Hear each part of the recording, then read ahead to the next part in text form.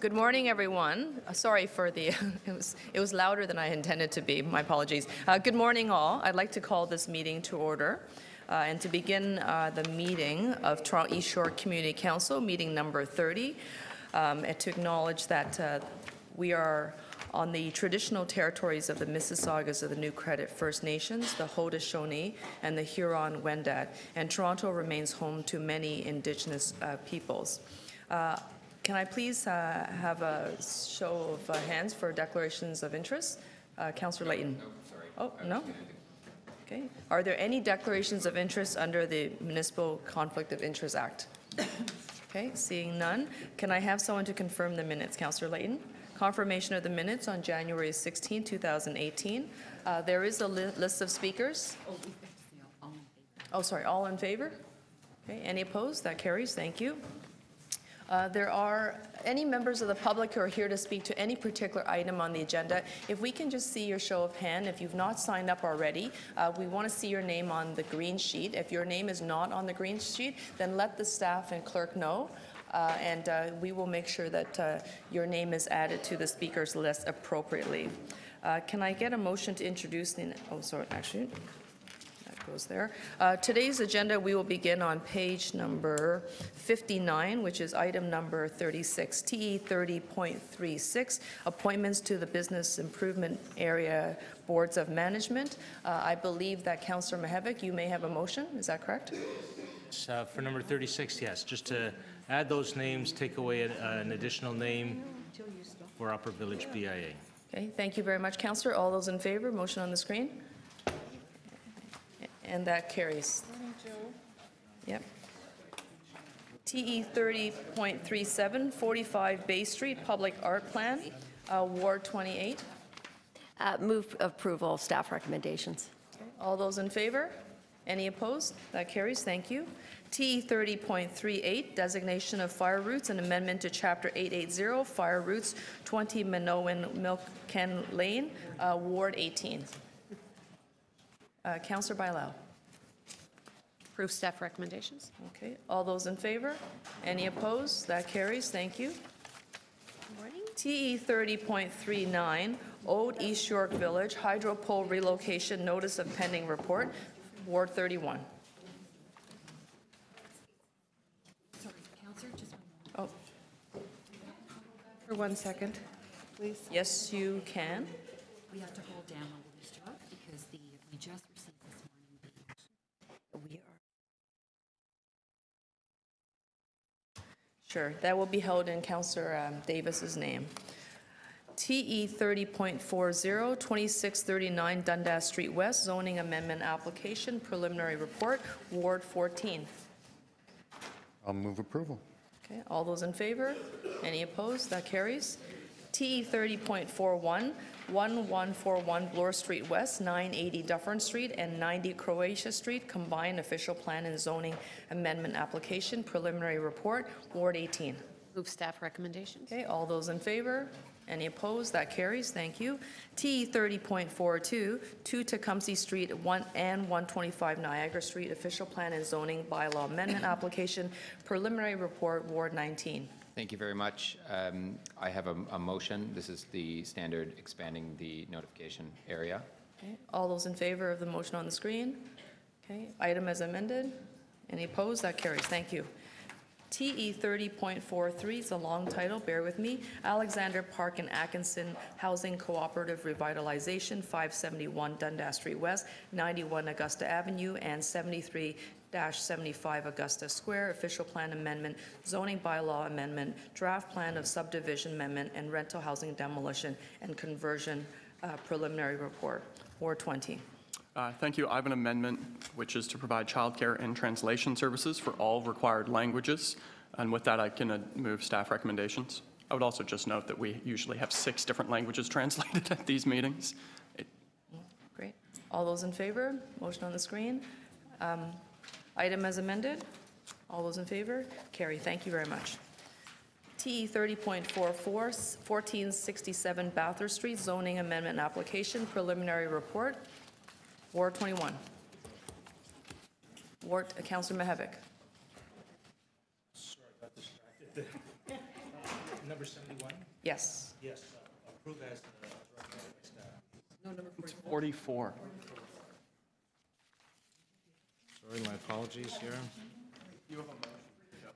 We're on page, Yes. we're on the page three-part- 68. Three-part motion, yes, sorry, this is the preliminary report. Okay. Motion on the screen. Wait, hold it. That's one.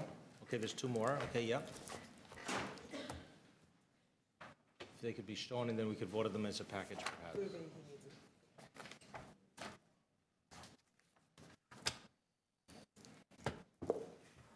And this is a preliminary report, just as you're putting it on the screen. This is actually the biggest development in Ward 21, 3 towers at St. Clair and Bathurst. Okay. We'll take the item as, the three motions as a package. All those in favor? Okay. Any opposed? Item as amended? That carries. Thank you. TE 30.45, 700 to 730 Mount Pleasant Road, 214 to 26 Sudan Avenue, and 19 to 21 Brownlow Avenue, zoning amendment preliminary report. Ward 22. I'll move the report along with the expanded notice area. Motion on the screen. All those in favor? Any opposed? Item as amended? That carries. Thank you. TE 30.46, 808 Mount Pleasant Road, zoning amendment application, preliminary report, Ward 22. Move this report along with the expanded notice area. All those in favor? Motion on the screen. Any opposed? Item as amended? Any opposed? That carries. Thank you. TE 30.47, 2 Carlton Street, zoning amendment application, preliminary report, Ward 27. I would like to move the standard expanded notification and recommendations. Okay, all those, motion is on the screen. All those in favor? Any opposed? Item is amended. All those in favor? Any opposed? That carries. Thank you very much. TE 30.48, 250 to 260 Front Street East and 383 King Street East, zoning amendment application, preliminary report, Ward 28. Move approval of staff recommendations with standard motion for expanded notification. Okay. All those in favor? Okay. Item is amended. Any opposed? That carries. Thank you. T 30.49, 56 Yonge Street, 21 Melinda Street, 18 to 30 Wellington Street West, 187 to 199 Bay Street, and 25 King Street West, zoning amendment application, preliminary report, Ward 28. Again, to move the approval of staff recommendations with standard motion for expanded notification. Okay. Motion's on the screen. All those in favor? Item as amended. All those in favor? Any opposed? That carries. Thank you. T 30.50, King Street Transit Pilot, outdoor cafes and public installations in the curb lane public spaces, Ward 20 and 28. Chair? Yeah. So I have an amendment, which is to authorize the general manager to make modifications to the curb lane over the course of the pilot. And with that amendment, Councillor Troisi and I are happy to move this.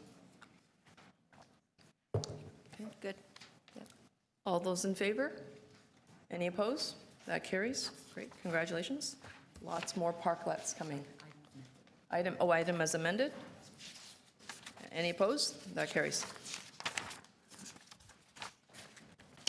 And TE 30.51, Temperance Street Parklet Cafes, Ward 28. I have an amendment. Staff advised that this report needs to go to council for approval, not just community council. This report approves a one-year parklet cafe for a restaurant in the financial district. It uses the regulations that were brought forward by staff for citywide boulevard cafe bylaws, but were deferred by licensing committee.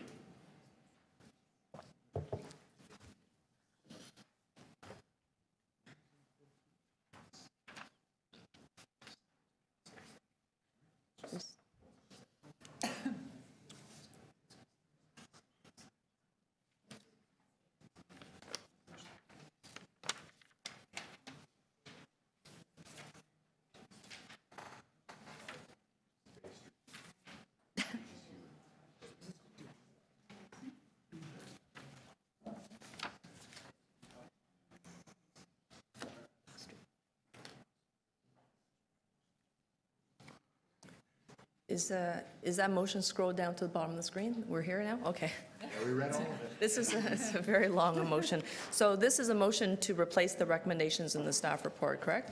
Okay, all those in favor of the amendment? Any opposed? Item as amended? Any opposed? That carries. Thank you very much. Looks like we should have passed those sidewalk permits sooner. Okay, TE 30.52, construction staging area time extension, 219 Queen Street West, Ward 20. So I have an amendment, if it can be pulled on the screen, and that's to replace recommendations 1 and 2 with the following. In some, they had requested a 4-month extension. We told them not acceptable, and we've got it down to 2 months. Okay. All those in favor? Any opposed? Item as amended? Any opposed? That carries. Thank you. T 30.53, construction staging area time extension, public laneway 219 Queen Street West, Ward 20. I'll move adoption of staff recommendations. All those in favor? Any opposed? That carries. Thank you. T 30.54, construction staging area 1955 Yonge Street, Ward 22. I'm going to hold that down. We are literally a few feet away from a resolution. So. Okay. So that item is held in Councillor Matlow's name. And then that brings us to T 30.55, construction staging area time extension, Grenville Street, 454, 464 Yonge Street. I'd like to move the recommendations in the staff report. All those in favor? Any opposed? That carries. Thank you. TE 30.56, construction staging area time extension, 60 Coburn Street, Ward 28. Move approval of staff recommendations. Okay, all those in favor? Any opposed? That carried. Thank you. TE 30.57, construction staging area 2301 Danforth Avenue, Ward 32. Thank you very much. I have a couple amendments. And then I'll move staff recommendation. Thank you. Okay. All those in favor of the amendment on the screen? Okay.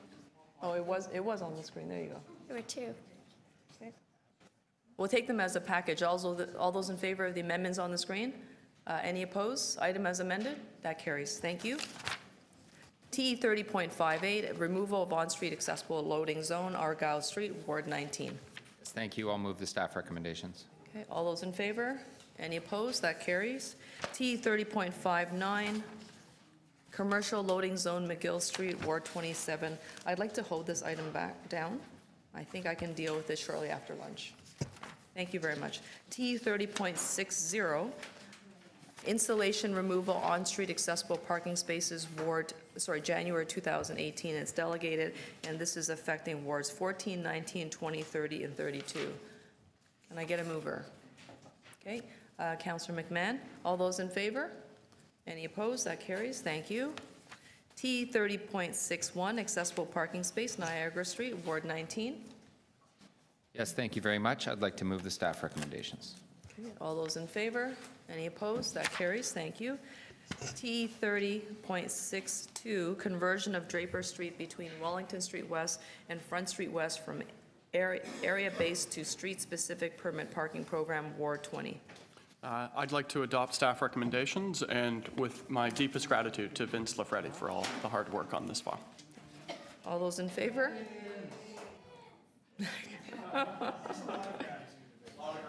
All those in favor of the staff recommendations and gratitude to staff. Can we amend that to adopt the Vince recommendations? Is that? Is there a motion to rename this? No? Okay. All those in favor? Okay. Any opposed? That carries. Thank you very much. T 30.63, extension of permit parking hours, Audley Avenue, Blong Avenue, Brighton Avenue, and Louvain Avenue, Ward 30.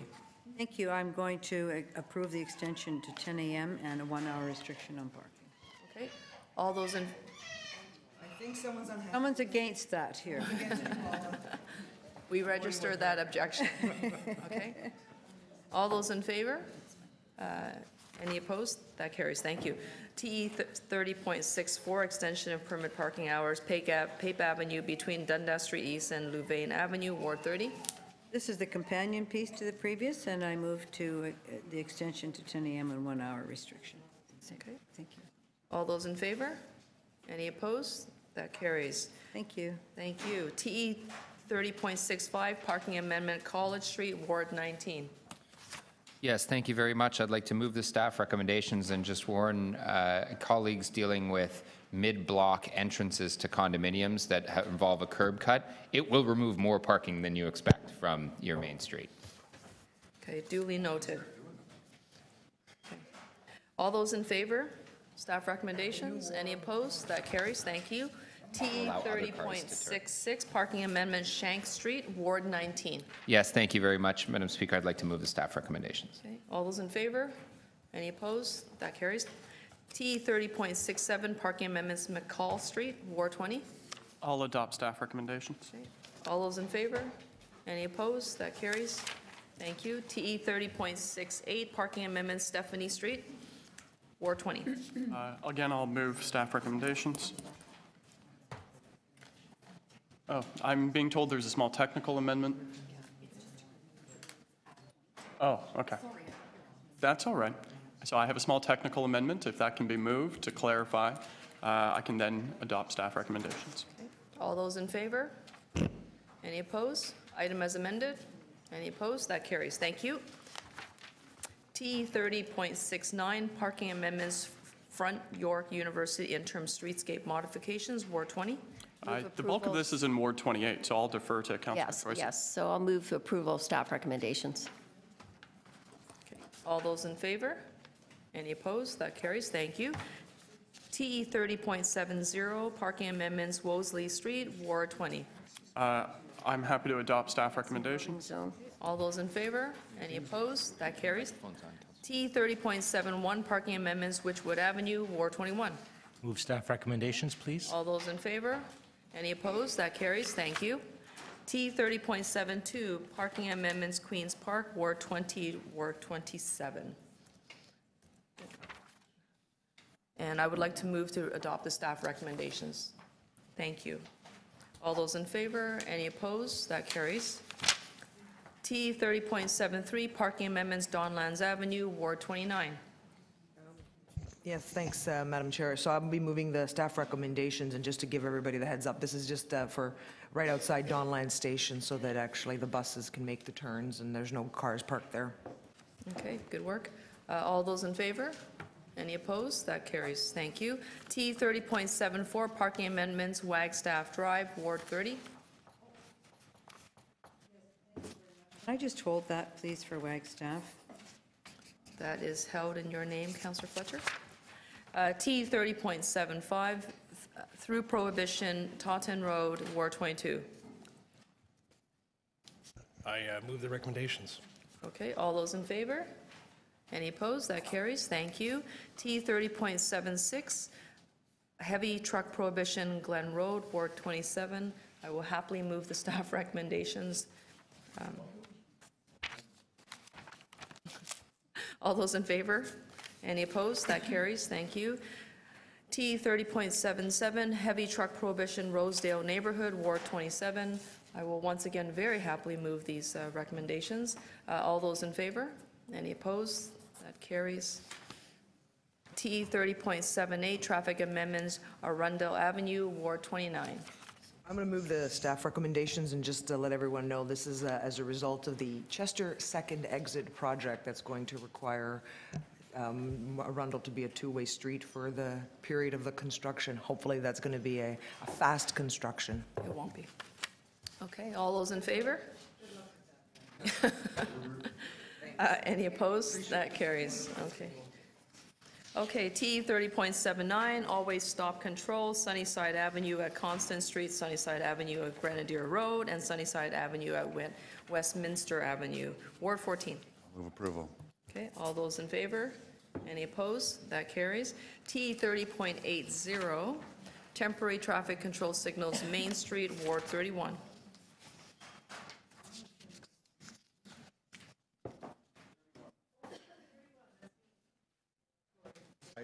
It is somebody on this committee.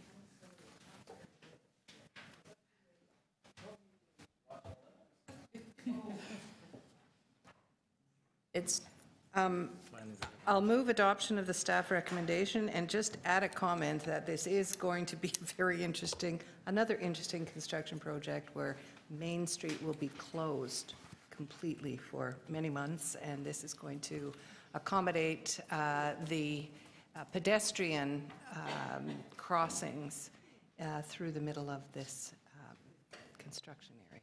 Thank you. okay. I'm sure it'll be a fast construction. Okay, somehow construction happens quicker at the East End. All those in favor? This is Any, Hydro One project. any opposed? That carries, thank you. T 30.81, traffic calming speed humps, Lonsdale Road, Ward 21. Councillor Mihevik?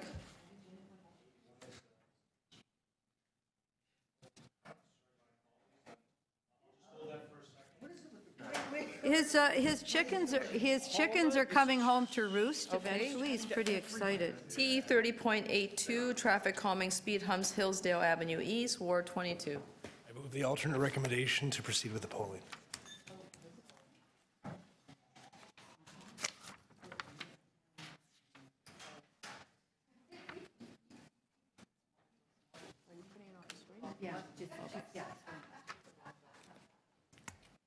Okay, motion's on the screen, folks.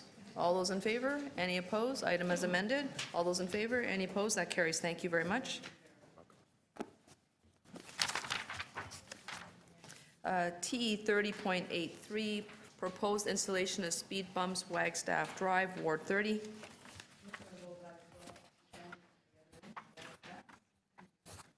Okay, TE 30.84, speed humps, poll results, Parkman Avenue, Ward 18.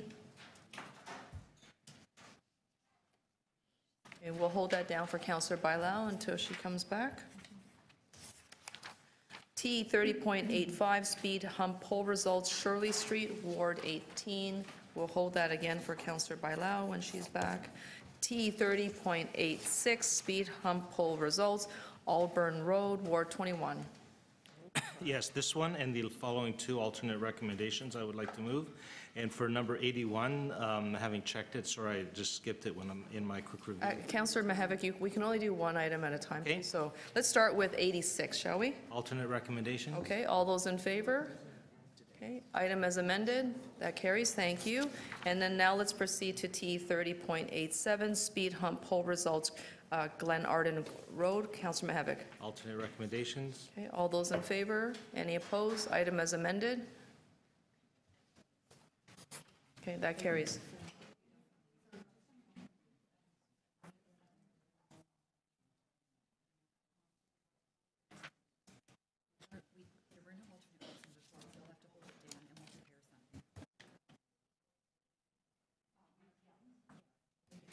So, Councillor Mihevik, I've been advised that we have to hold down item 87 because there were no alternative recommendations in the report. We have to draft them for you, but we can proceed to item number 88, which is T 30.88, speed hump poll results, Old Park Road. If you'd like to move those alternative recommendations, this is your time. Yes. Okay, and we can put that on the screen. All those in favor?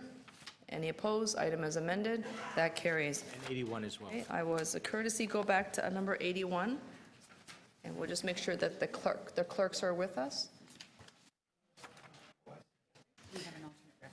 Okay, so Councillor Mihevik has moved the alternative recommendations. They're on the screen for you. All those in favor? Any opposed? Item as amended. Any opposed? That carries. Thank you very much.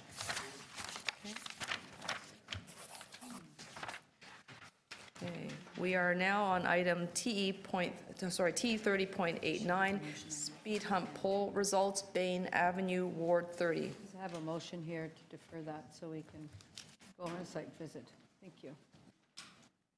Okay, motion to defer to this item till April the 4th. All those in favor? Any opposed? That carries. Okay. T 30.90, speed hump poll results, Osborne Avenue, Ward 32. Thank you very much. I'd like to move the alternate recommendations. Okay. Motion's on the screen. All those in favor? Any opposed? Item is amended. Any opposed? That carries. Thank you. T T 30.91, use of Nathan Phillips Square for various events from March 1st, 2018 to June 30th, 2018. And Councillor Fragedakis would like to move the staff recommendations. All those in favor? Any opposed? That carries. Thank you. And TE 30.92, recipient of the 2018 Agnes McPhail Award, Ward 31. I'll move adoption. Okay. Motion to adopt. All those in favor? Any opposed? That carries. Thank you. Congratulations. TE 30.93, endorsement of events for liquor licensing purposes. I will hold that in case there are any amendments between now and the end of the meeting, and we will come back to it.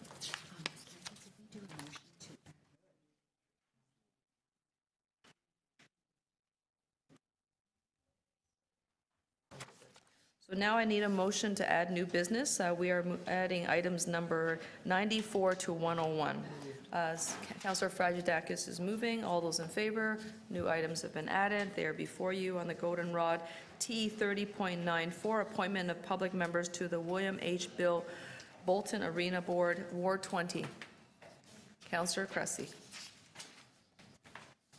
My apologies, Chair, I wasn't paying attention. What item? We're on item number 94, appointment.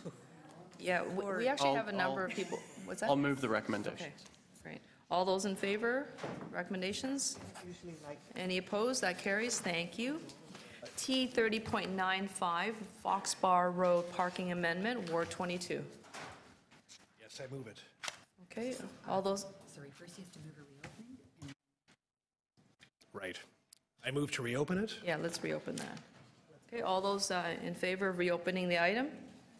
Okay. Okay, that carries. Thank you. And Councillor? I move the letter to correct it. Okay, all those in favor of the recommendation in the letter? Okay, any opposed? That carries. Thank you. T 30.96, enhancing traffic safety on Sudan Avenue, addressing the impacts of private redevelopment projects and the construction of the Crosstown LRT on residential neighborhoods, Ward 22. I absolutely move this letter. Okay, all those in favor? Okay, any opposed? That carries. TE, that was number 96. TE 30.97, residential demolition application, 342 to 346 Davenport Road, Ward 20. I'll move the recommendation 2 to approve with conditions. Okay. All those in favor?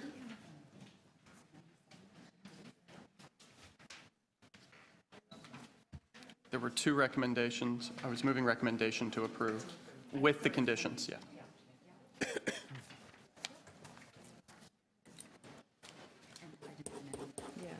Okay, so Councillor Cressy, you're moving recommendation number 2 to approve the application. Okay, so all those in favor? Okay, any opposed? Item as amended? Any opposed? That carries. Thank you. TE 30.98, parking amendments Dan Leakey Way, Ward 20. I'll move the recommendation in my letter to make Dan Leakey Way safer. Hey, Danny would like that. All those in favor? Any opposed? That carries. T 30.99, parking amendments on Emerson Avenue between Bloor Street West and Patton Road, Ward 18.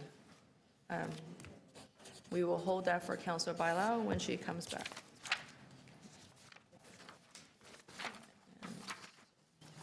So,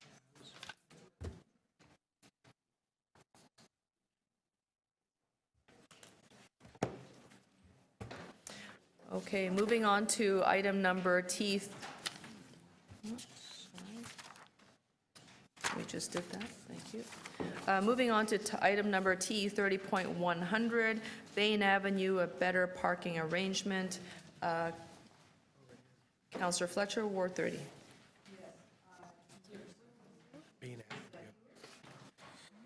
Bain. Great.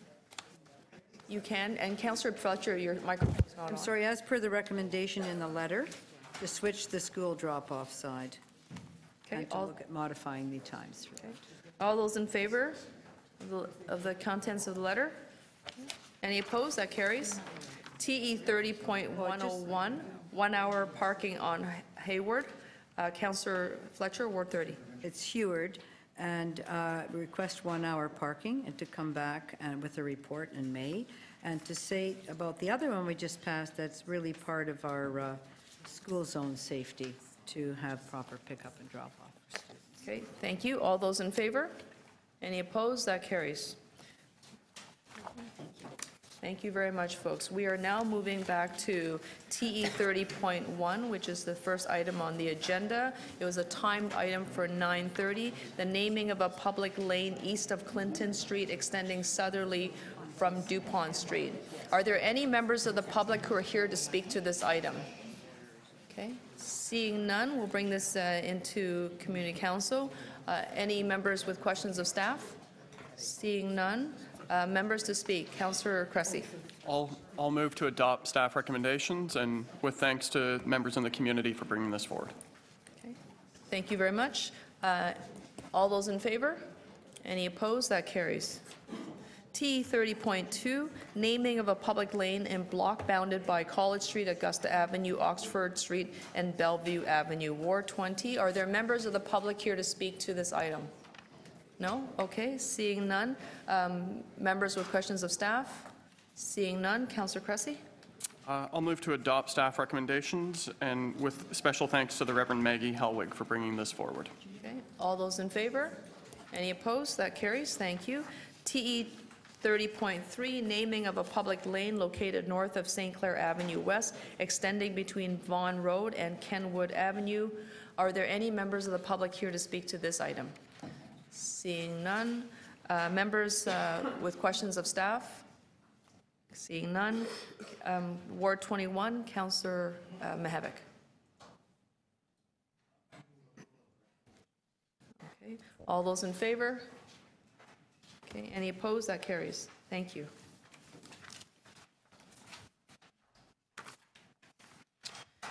TE 30.4, renaming of the north-south section of Sutton Avenue, Ward 28. Are there any members of the public here to speak to this item?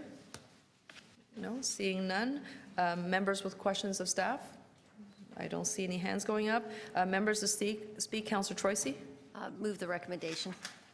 Okay, all those in favor? Any opposed? That carries. TE 30.5, naming of a public lane west of Main Street extending south from Doncaster Avenue. I do have one registered speaker, Pamela Grizel. Hello, folks. Welcome. Are the three of you speaking separately or together? You have 5 minutes if you want each, or 5 minutes together. It's up to you. Okay. I'm Pamela Grizel, Stanley G. Grizel's third daughter. This is such an honor. I was born and raised in East York, and raised at 231 Chisholm Avenue, born at East General Hospital, lived in that area for 16 years, played in that laneway many, many times, cut through there to go to Hope United Church on Sundays. I'm thrilled to death this has come about, and I hope that it is passed. I'm not much of a public speaker. This is such an honor. And you're great. You're great. Yeah. Dad would be thrilled if he was alive.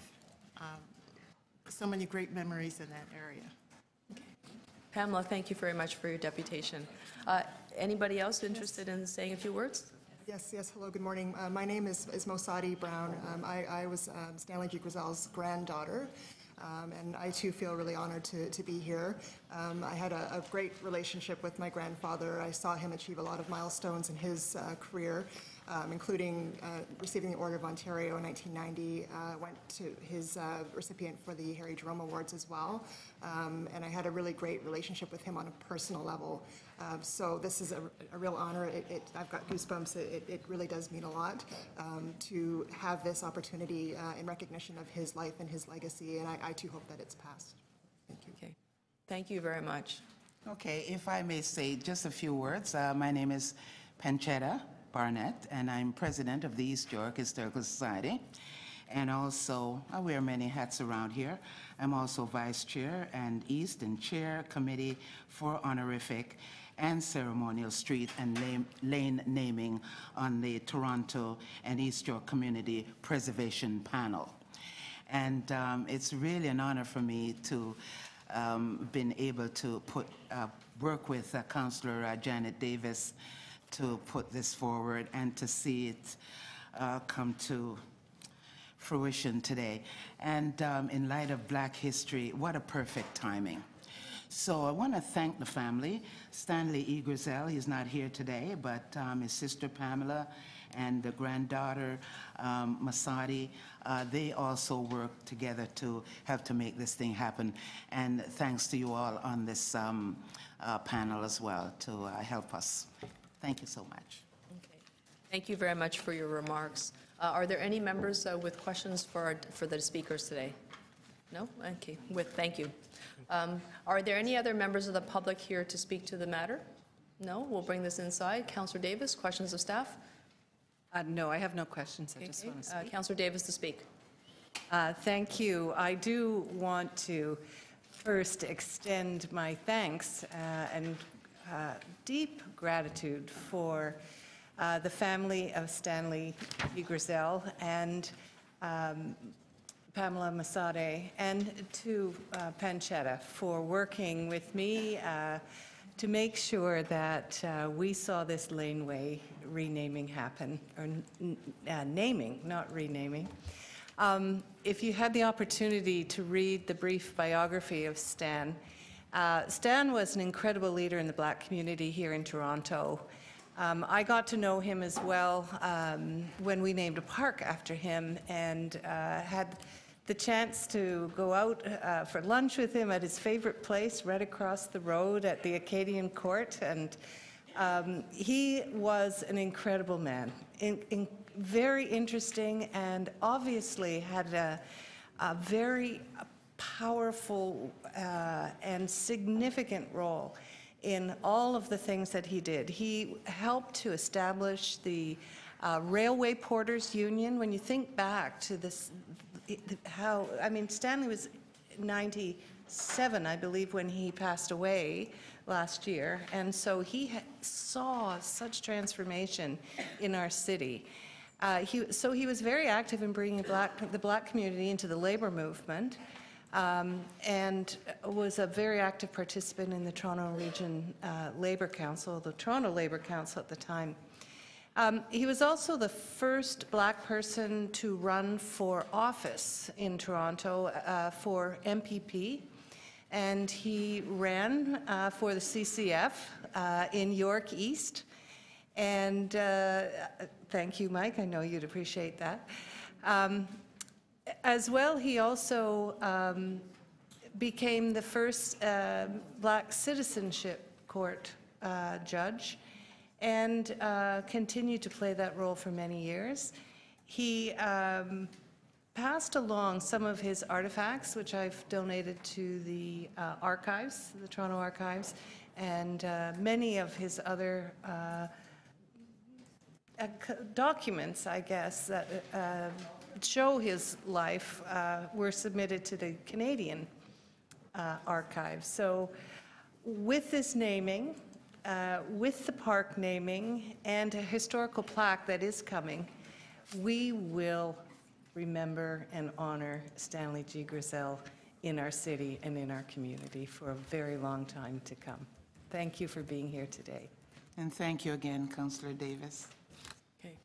Thank you very much. Are there any other members who would like to speak? Okay. Seeing none. Councillor Davis, would you like a recorded vote? Yeah, okay.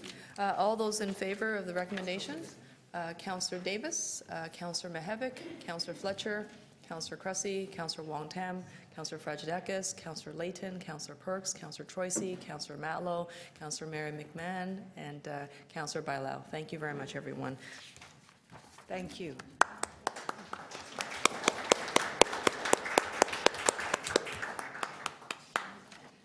Okay. We are now at TE 30.6, permanent closure to vehicular traffic of a 0.3 meter wide strip of land on the east side of north-south portion of the public lane located at the rear of 126 to 140 Gerrard Street East and 38 and 39 R Leslie Street. Are there members of the public here to speak to this item? No? Okay, seeing none, we'll bring this into Community Council. Members with questions of staff? Seeing none, Councillor Fletcher to speak, perhaps? Item number 6.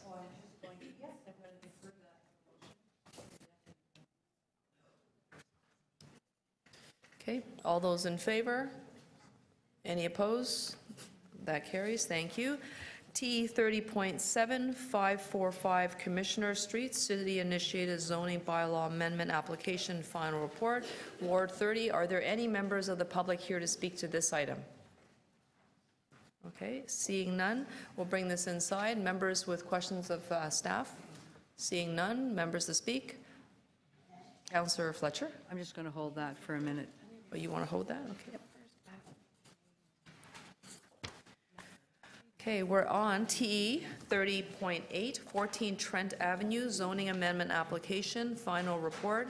There is one registered speaker so far. If there are any others, please let us know. I'd like to call Jerry Dunn from the Danforth Village Community Association to the front of the room. Welcome. We lived on Palmerston Court for many years, too. And the clock is on your left-hand side. When you're ready, I'll start it for you, and you have 5 minutes to speak. Okay.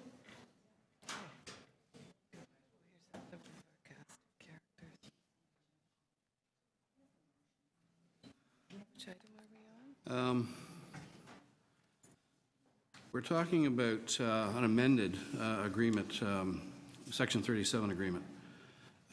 The original agreement in 2015 for 14 Trent Avenue specified that, quote, a cash contribution of $300,000 would be directed towards park improvements in the area, and $100,000 would be directed towards public realm improvements at Main Square Community Recreation Center and in the vicinity of the intersection of Main Street and Danforth Avenue.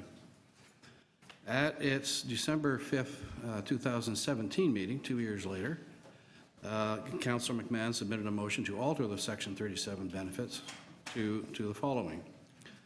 A $400,000 cash contribution to public realm and laneway improvements in the area near Trent Avenue, Kelvin Avenue, and Luttrell Avenue.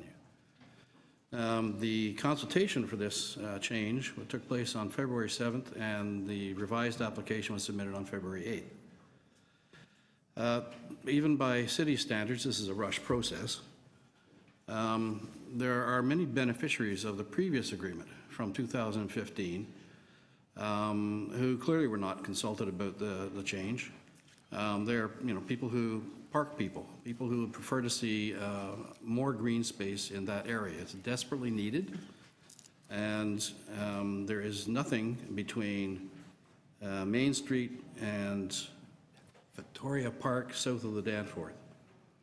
So the original benefits would have been shared amongst a wider group of people in that area and created some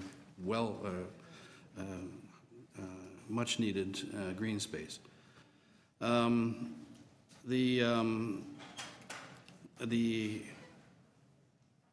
are approximately, the Trent Avenue development is going to bring about 600 new residents to that area. The current residents in the residential area that we're talking about next to that are about roughly 200. So the number of people coming into this neighborhood who might benefit from some green spaces is much higher than the existing population. I would like to ask that this amendment be rejected, and that the original community benefits, Section 37 agreement be maintained. It has far more benefits for far more people. Thank you. Thank you, sir. Are there any members with questions for the speaker? Seeing none, thank you. Are there any other members of the public here to speak to this matter? Okay, seeing none, we'll bring this into Community Council. Questions of staff? Seeing none, members to speak. Oh, is that a hand going up, Councillor Davis? Well, it's to speak. Okay, Councillor McMahon to speak. Thank you very much. And so this has been an extensive project over a few years, actually, because we absolutely love green space and want more of it in our area. This little section right here, we have had conversations with RioCan about potential in their parking lots, which has not shown fruitful at this point. So I've been working with the Danforth Village Residents Association, who is that's the group that's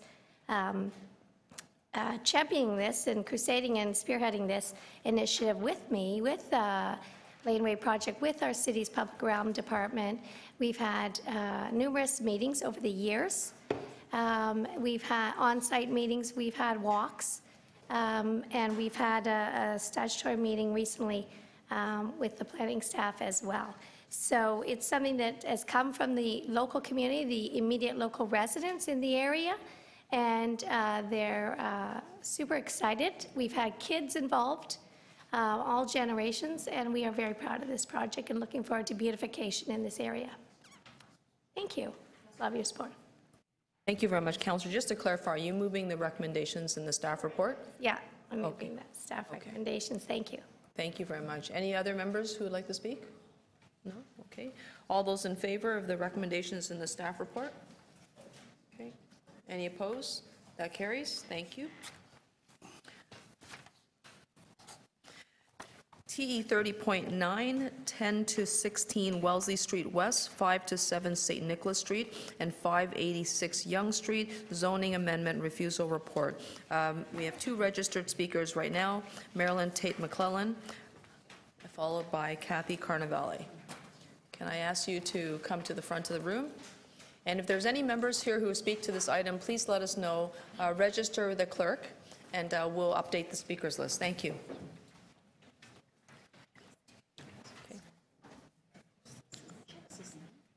Good morning. You hear me okay? Yeah? Yes, Good you morning, can. Madam Just to Chair. clarify, before you begin, I see that there's a number of you. Would you like 5 minutes each or 5 minutes all together? All together. All together, okay. The clock is on your left-hand side. I will restart it for you. Go ahead. Morning, Madam Chair and members of the Toronto East York Community Council. My name is Kathy Carnevale, and we're here this morning to represent the Bay Clover Hill Community Association. And we'd just like to say that we strongly support the opinions and findings of the Downtown Toronto Planning Department as expressed in the refusal report. Is this on? Yeah. Good morning. Good morning. Yeah. I'm Marilyn Tate McClellan, also of the Bay Clover Hill Community Association. We strongly support the refusal report as put forward by the Planning Department. We do feel this development site is totally unsuitable for the size of this development.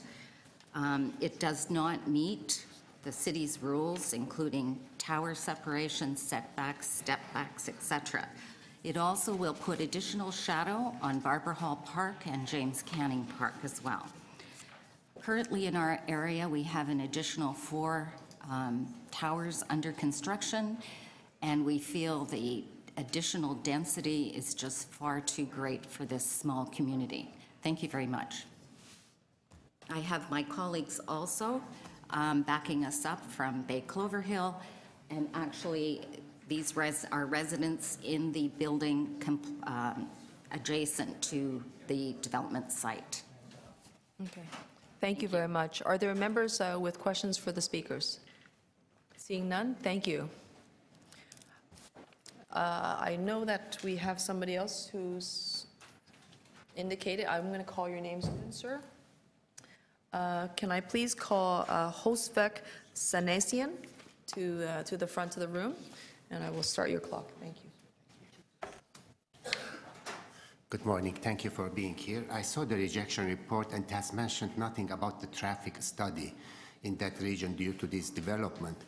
Therefore, I was wondering if the council or the city has done any traffic study because of this development, and if we can have an access to this study, since it's only a lane of 6 meters wide where they plan to put the entrance to the building for 64 floors. With 400 bicycles, there is no bicycle lane and there is no sidewalk also. Therefore, my request is that if there was nothing mentioned about the traffic studies, there should be a traffic study added to the rejection.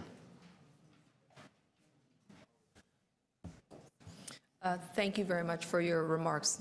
I'm assuming that concludes your remarks. Yes. Okay, thank you. Thank you. Are there any questions for the speaker? Okay, seeing none, thank you very much. Is there anyone else here who would like to speak to this matter? Okay, seeing none, thank you. We're just going to bring this into Community Council. Any members with questions of staff? Okay, I just have a quick question. I'm going to just, by way of courtesy for the gentleman who last spoke, he was asking about the traffic report and indicating whether or not staff reflected some traffic studies in consideration before writing the final report. Through you, Madam Chair, there was a traffic study submitted, and we're certainly happy to provide a link to that study for the gentleman who asked. We had not received final comments from Transportation Services on the traffic study. However, the project is not supportable on planning terms, and therefore, regardless of the traffic study, it is still not supportable as a development. Okay. Thank you very much. Thank you. Anyone else who would like to ask questions of staff? Okay. Seeing none, anyone to speak? I'll take a stab at it as a local councillor. I'd like to move the recommendations in the staff report and strongly support those recommendations. I recognize that the staff had already provided some very clear advice to the applicant even before them submitting the application, providing some advice that it was not necessarily a suitable site for this much density, the impact to the heritage, to tower separations. So there should be no surprise to the applicant when the report came back in the fashion that it did. I want to thank the community members for being so engaged and responsive to the process. We've received a large number of your correspondence. I rarely receive this many letters, but I think that planning staff heard very loudly and clearly that you supported their recommendations and how they reviewed the application, and I'm thankful for you and your participation. And thank you to staff for the application review. I know that this came in fairly quickly, but I think you also responded very quickly. Lots of development on Yonge Street. Some of it has been approved by planning staff, some of it also supported by the local community. This is not one of those applications. Thank you very much. All those in favor of the staff recommendations? Any opposed? That carries. Thank you.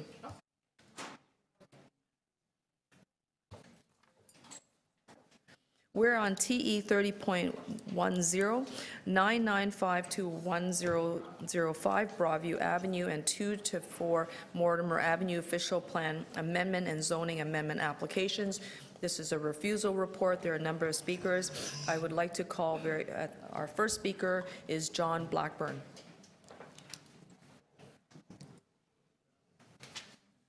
John, welcome. Good morning. Good morning. The microphone is directly in front of you. If you hit the button, the light will go on. Your microphone is then on. And you'll have 5 minutes. The clock is on your left. You can keep track there. So when it's red, I can be heard. Yeah, you can go ahead, as long as the light is on. Thank you. My name is John Blackburn. I live on Browning Avenue. I've been a resident of that neighborhood for the last 35 years.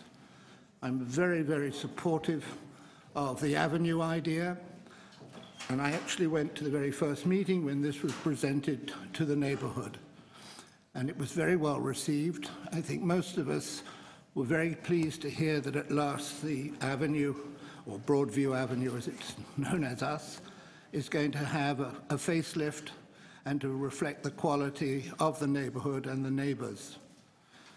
I think one of the biggest concerns that came out of that meeting from the floor was how high will these buildings be allowed to go, given the fact that there are already 20-story plus buildings along the avenue. The avenue at that stage extended basically to Pottery Road, and then it later was sent on to, extended more to O'Connor. We were told at that time by the planning department that a reasonable height for the buildings would be in the 10 to 12-story height. And given the other buildings there were already double that, that seemed a pretty reasonable compromise.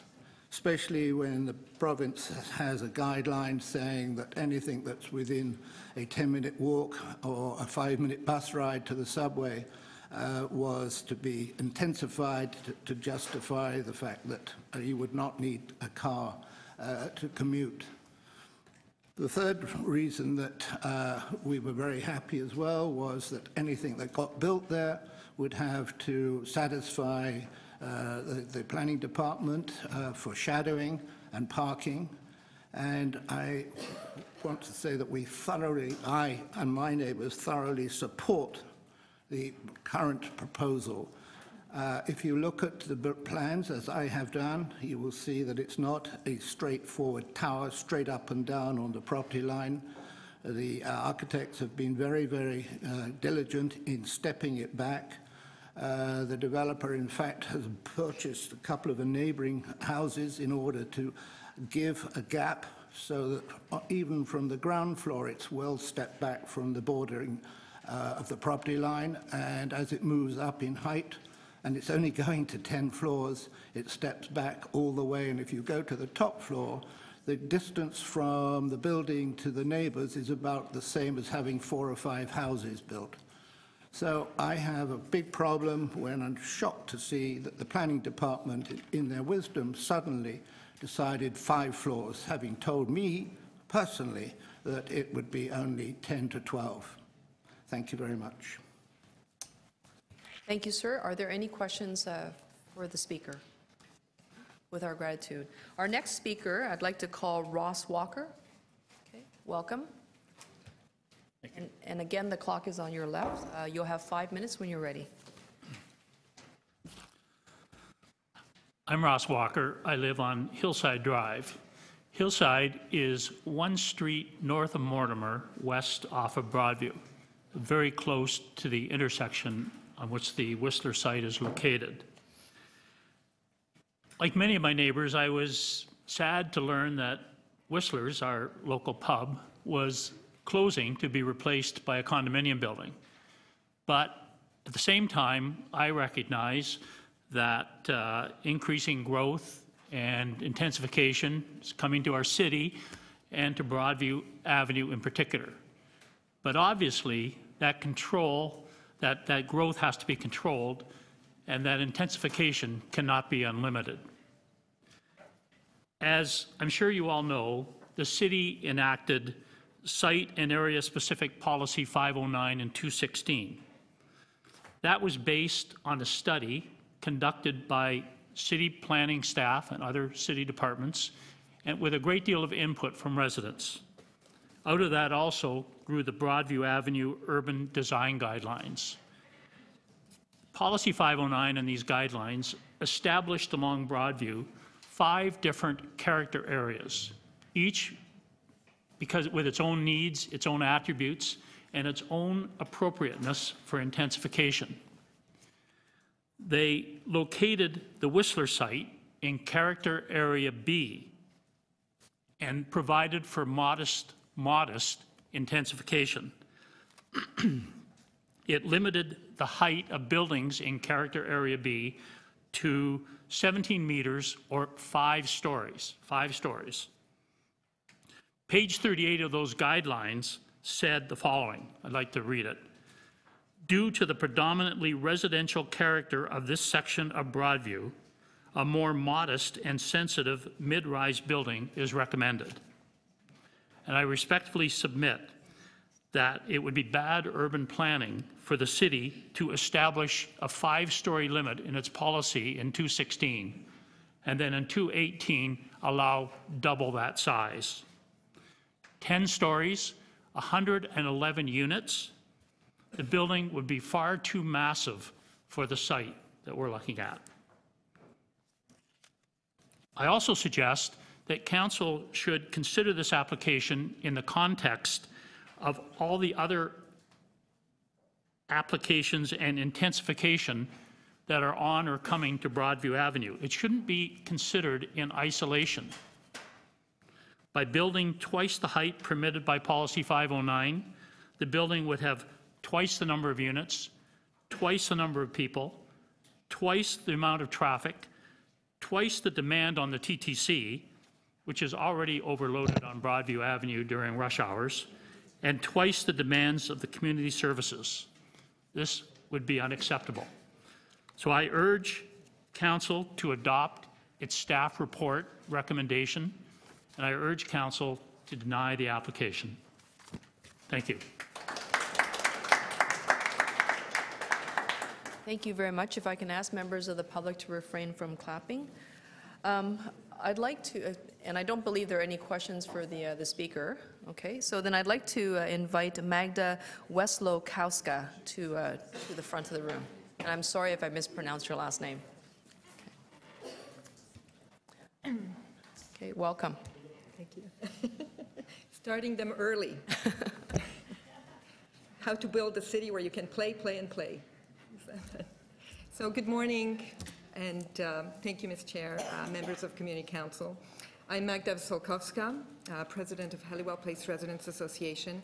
Our area encompasses Broadview Avenue on both sides from Pretoria to Mortimer or Pottery Road on the south side, and including a pocket that's on Nealon that's bounded by Jackman Avenue on the east and Fulton Avenue. And I'm here today to request that you support planning staff's recommendation to refuse the official plan amendment and zoning amendment applications for the sites. They would amend the official plan to redesignate 2 to 4 Mortimer Avenue from neighborhoods to mixed-use areas and amend the zoning bylaw to permit this 10-story mixed-use building in an area which recently was subject of the Broadview Avenue planning study and extensive community consultations, as some of the other speakers alluded to, and in which many of our members and residents participated in. And in fact, I stood here, or sat here, nearly 2 years ago before you, urging you to adopt the Broadview Avenue planning study, OPA 343, and the Broadview Avenue urban design guidelines. Now, the result of this planning study was OPA 343, which was adopted by this council in 2016, and it really does help to define a human scale and livable planning vision for our area and sets out the parameters for future development, which is responsible and sensitive to the local context. And I think that's what's important, is about the local context that's here. People who come to our area want to stay, and people who have lived in the area for many decades don't want to leave, because this area has this human scale to it. The proposed 10-story development, as far as height and massing, is double the height of what came out of the Broadview Avenue planning study, and the resulting OPA 343, for which the maximum building height is of 5 stories for this particular character area B. It also does not meet the appropriate stepbacks and angular planes for new developments in this area, if you have looked at the architectural plans for this. The proposed 10-story development represents an inappropriate scale of development for the surrounding area and does not appropriately transition to the adjacent properties, especially on Mortimer, which is low-rise and designated as neighborhoods in the official plan. The proposed 10-story development would also absorb and use 2 neighborhoods designated properties to designate them as mixed use. Now, this goes against the policy objectives of the avenues of also OPA 343 and the general intent of the official plan, which is to stabilize low-rise neighborhoods and to respect or reinforce the built form character of nearby neighborhoods. And in fact, 2-4 Mortimer should remain designated as neighborhoods, and any future development on this site should meet the official plan policy. And further, due to its inappropriate proposed scale, height, massing, stepbacks, and angular planes, this proposed 10-story development would create other planning issues. So, for example, increased traffic at an already very busy and narrow intersection at Broadview and Pottery Road, also including resulting traffic backups, a decrease in available on-street parking, increase in shadow impacts on Broadview and the neighboring properties, and also it would not protect the viewpoints of the Don Valley, which is one of our treasured natural resources in this area and makes that particular local neighborhood quite unique in that way, from the vantage point of approaching from Mortimer. And this was identified through the Broadview Avenue planning study as well as in the Broadview Avenue urban design guidelines. Now, we as an association, and of course as many residents who have participated in the Broadview Avenue planning study, not only in our association but throughout the community, obviously recognize the need for densification. This is why we welcome the study. This is why we were so happy about what came out of it. And we welcome responsible and sensitive development in our area. And so we will continue to support the vision of OPA 343 and the Broadview Avenue planning study which led up to it. We thus urge you to support planning staff's refusal of this application. Thank you for your consideration. And thank you very much for your remarks. Are there any questions for the speaker? Okay, seeing none, thank you. I'd like to call Helen Champagne, who is our next registered speaker, to the front of the room. Okay. Good morning. Helen, welcome. Thank you. My name is Helen Champagne. I've lived in East York my entire life, within a 5-mile radius. I've recently been to a planning session for this particular development and was actually very excited about it. So Mr. Coveri has been involved in several boutique condominium projects, all of top quality. I'm excited for this particular development to go through. As a resident of East York, I want to stay in the city, in this part of the city, and in later life want to live in a condominium. So I respectfully ask that this development go through, as I'm very interested in this particular condominium site. And that's all I have to say. And thank you very much for your remarks. Are there any questions of the speaker? Thank you. Our next speaker is David Frisch. David, are you here? Yes, ma'am. Okay, wonderful. Welcome to the front of the room, and when the microphone is lit, the button is pressed, you're ready to go. And I'll reset your clock. You've got 5 minutes. Hello. I'm David Frisch. I'm a resident of Nealon Avenue, which is 1 block south of Mortimer. That button? That one? How about that one? If the light is on, then the microphone is on. It was on. As I was saying, my name is David Frisch. I'm a resident of the neighborhood. I live on Nealon Avenue, which is 1 block south of Mortimer and runs east off Broadview. From my window, I can see the Minto sky, and they can see my window too. I'm pretty sure if anybody wanted to. I know you appreciate brevity because it's the soul of wit, so I'm just going to try to keep this brief. I have 2 main points in my opposition to the approval of the 2 buildings under discussion here. They're about precedence and about cynicism. The first point is that this setting of precedence looks both backward and forward. It seems to me, looking backward, there are people who look at the existing high-rises along Broadview and say, well, it's already there, how can you say no? But I've always felt that one mistake in the past is not a good justification for a mistake in the future for doing more of the same. If that was the case, we keep polluting the Don instead of turning it around into a river now that's where you can see salmon spawning again, leaping the breaks. So I guess my point is that the presence of 20-story buildings along Broadview is not a reason to violate the spirit and the findings of the Broadview Avenue planning study. My other point is about cynicism, that the Broadview Avenue planning study was conducted over 2 years. The city councilor and the city staff did a great job of holding numerous meetings and getting public engagement involved, getting people's commitment involved, and they came to, through a pretty fair process, from what I understand, to some serious recommendations based on things like the grid and what kind of community we wanted and things like that. If you approve these exceptions, the first out of the gate, you're encouraging people to stay home and watch video games or reorganize their sock drawers or do anything other than come out to a sweaty public hall and sit down at a table with a bunch of other people and try to come to terms, come to words for what kind of community they want. Somebody said you're an engaged citizen. I join neighborhood associations like Holywell Place Residents Association, and I go and knock on doors and ask people to come out to meetings. It's really hard to overcome that sense of cynicism of, why should I bother? They're just going to overrule it anyway.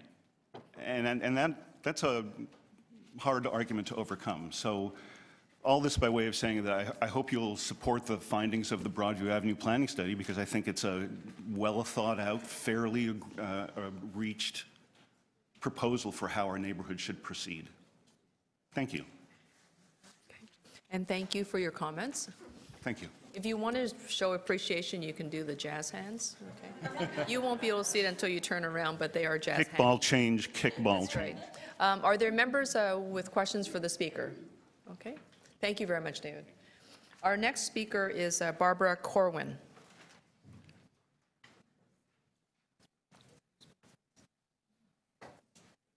Good morning. And I just... Yes, please have a seat. If the light is on, then your microphone is on, and I will start your clock at 0, and when you're ready, you've got 5 minutes. Okay, thank you. Good morning. My name is Barbara Corwin. I live right across the road on Mortimer Avenue from Whistler's.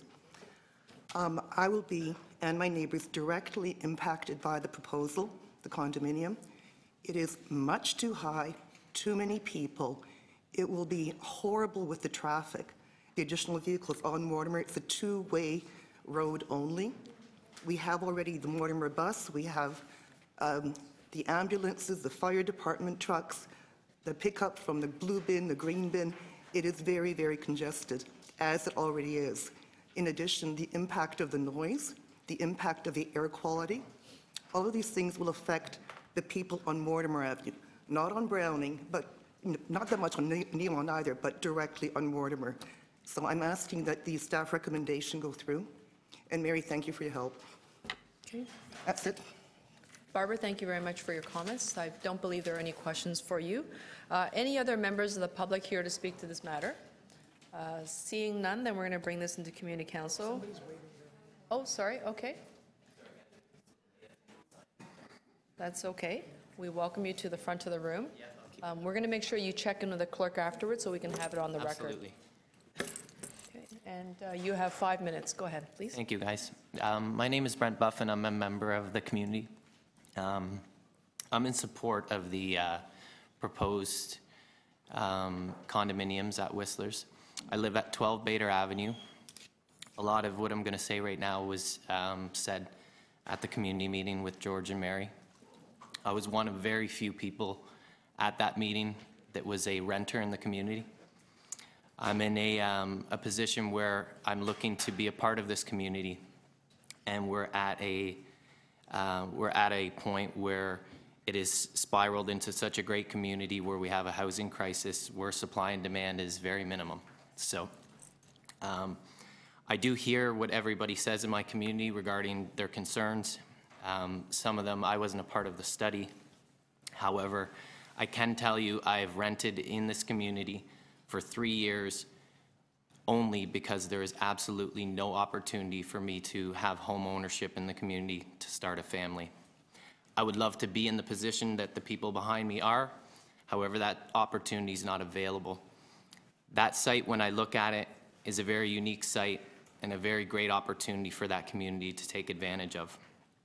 I do agree that staring across the road at a 22-story building is not grounds for just saying, let's go ahead and do something, but I don't think a lot of the community has looked deeper into this project in terms of how unique of an opportunity is for people like me. I'm assuming everyone on this side is getting paid to be here. I did take a great deal of effort to get here today. I'm not paid to be here. I don't speak on behalf of everybody in my position, but I do imagine if there were other people that could be here to speak, they would resonate the same thing. We do want to be a part of this community.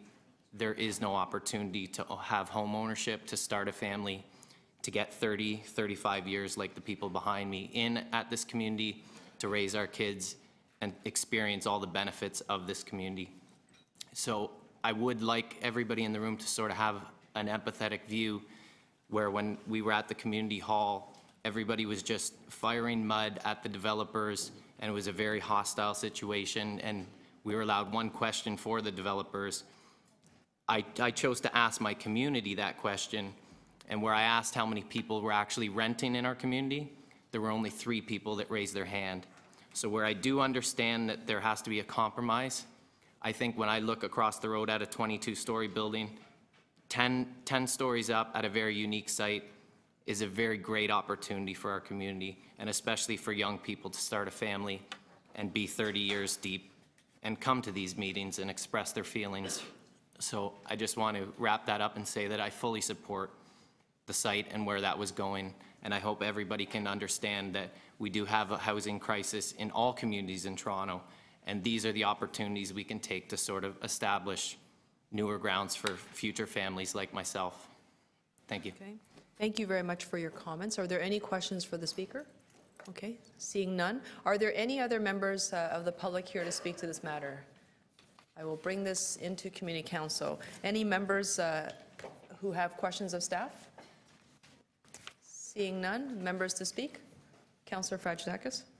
So I have an amendment, if you could put that on the screen, and it's essentially that City Council authorize the City Solicitor together with City Planning and other appropriate staff to appear before the Ontario Municipal Board or the Local Planning Appeal Tribunal in support of City Council's decision to refuse the application in the event that the application is appealed. So this is to delete recommendation 2 and replace it with this because the complete application of January 5th and the uncertainty of the transition provisions for related applications under Bill 139 recommend that we do this.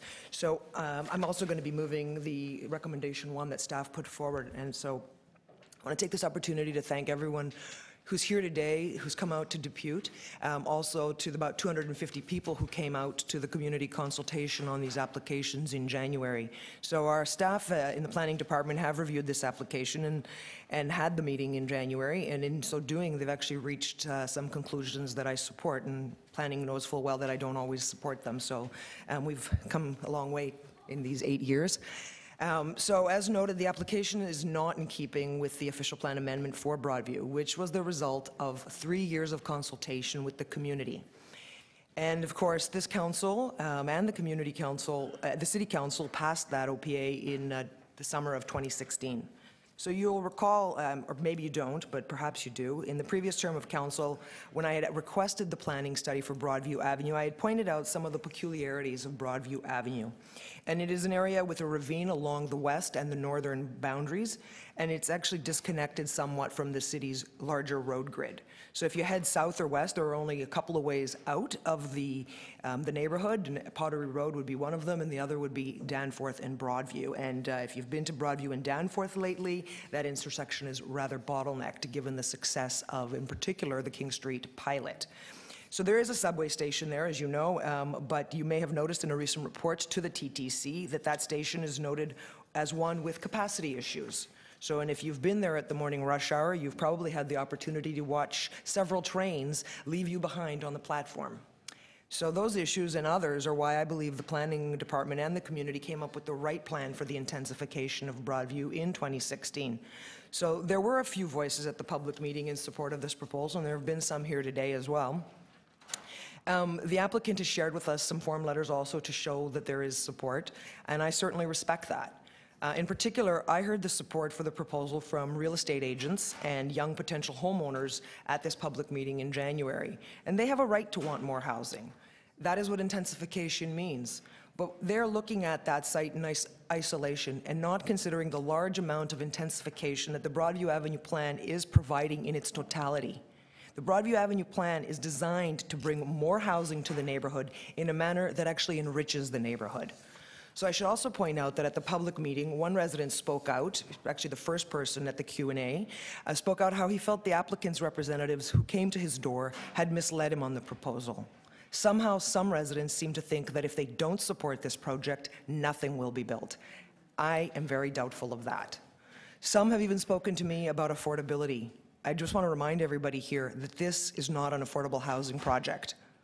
This community council has actually already approved a development proposal on Broadview recently, in keeping with the Broadview Avenue planning study. It's called 796 to 802 Broadview Avenue, and it's directly across the street from Broadview Station. It is a 6-story building that falls directly within the guidelines and the OPA. As well, though some have taken the Broadview Avenue OPA to the Ontario Municipal Board, the owners of 2 of the largest sites on Broadview with development potential did not.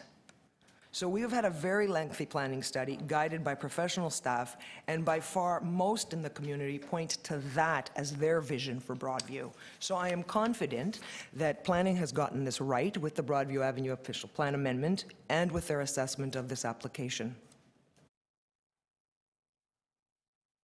Thank you very much, Councillor, for your remarks. Are there anyone who's interested in else who's interested in speaking? Sorry. Okay, seeing none, then we have the recommendations before us. Actually, first we have an amendment. All those in favor of the amendment? Any opposed? Okay, and then item as amended. Any opposed? That carries. Thank you very much. Moving along, TE 30.11, 1132 Broadview Avenue, official plan amendment application, refusal report. We do have registered speakers. I would encourage those who are interested in speaking to this item just to let the clerks know, and then I will have an updated speakers list so I can call your name. The first name I'm going to call now is Arno Fraschi. Arno, welcome. I am not Arno. Okay. But with Arno's permission, I'm going to speak first and set a little bit of the context, and then Arno is going to take my place. So, okay. Wendy Nelson. Okay, so I'm just going to start your clock, and that means that Arno will speak as a third person. Great. After Sheila Marie Tesheshi. Good. Okay, thank you. So my name is Wendy Nelson. I live at 57 Hillside Drive, and I've resided there for over 25 years.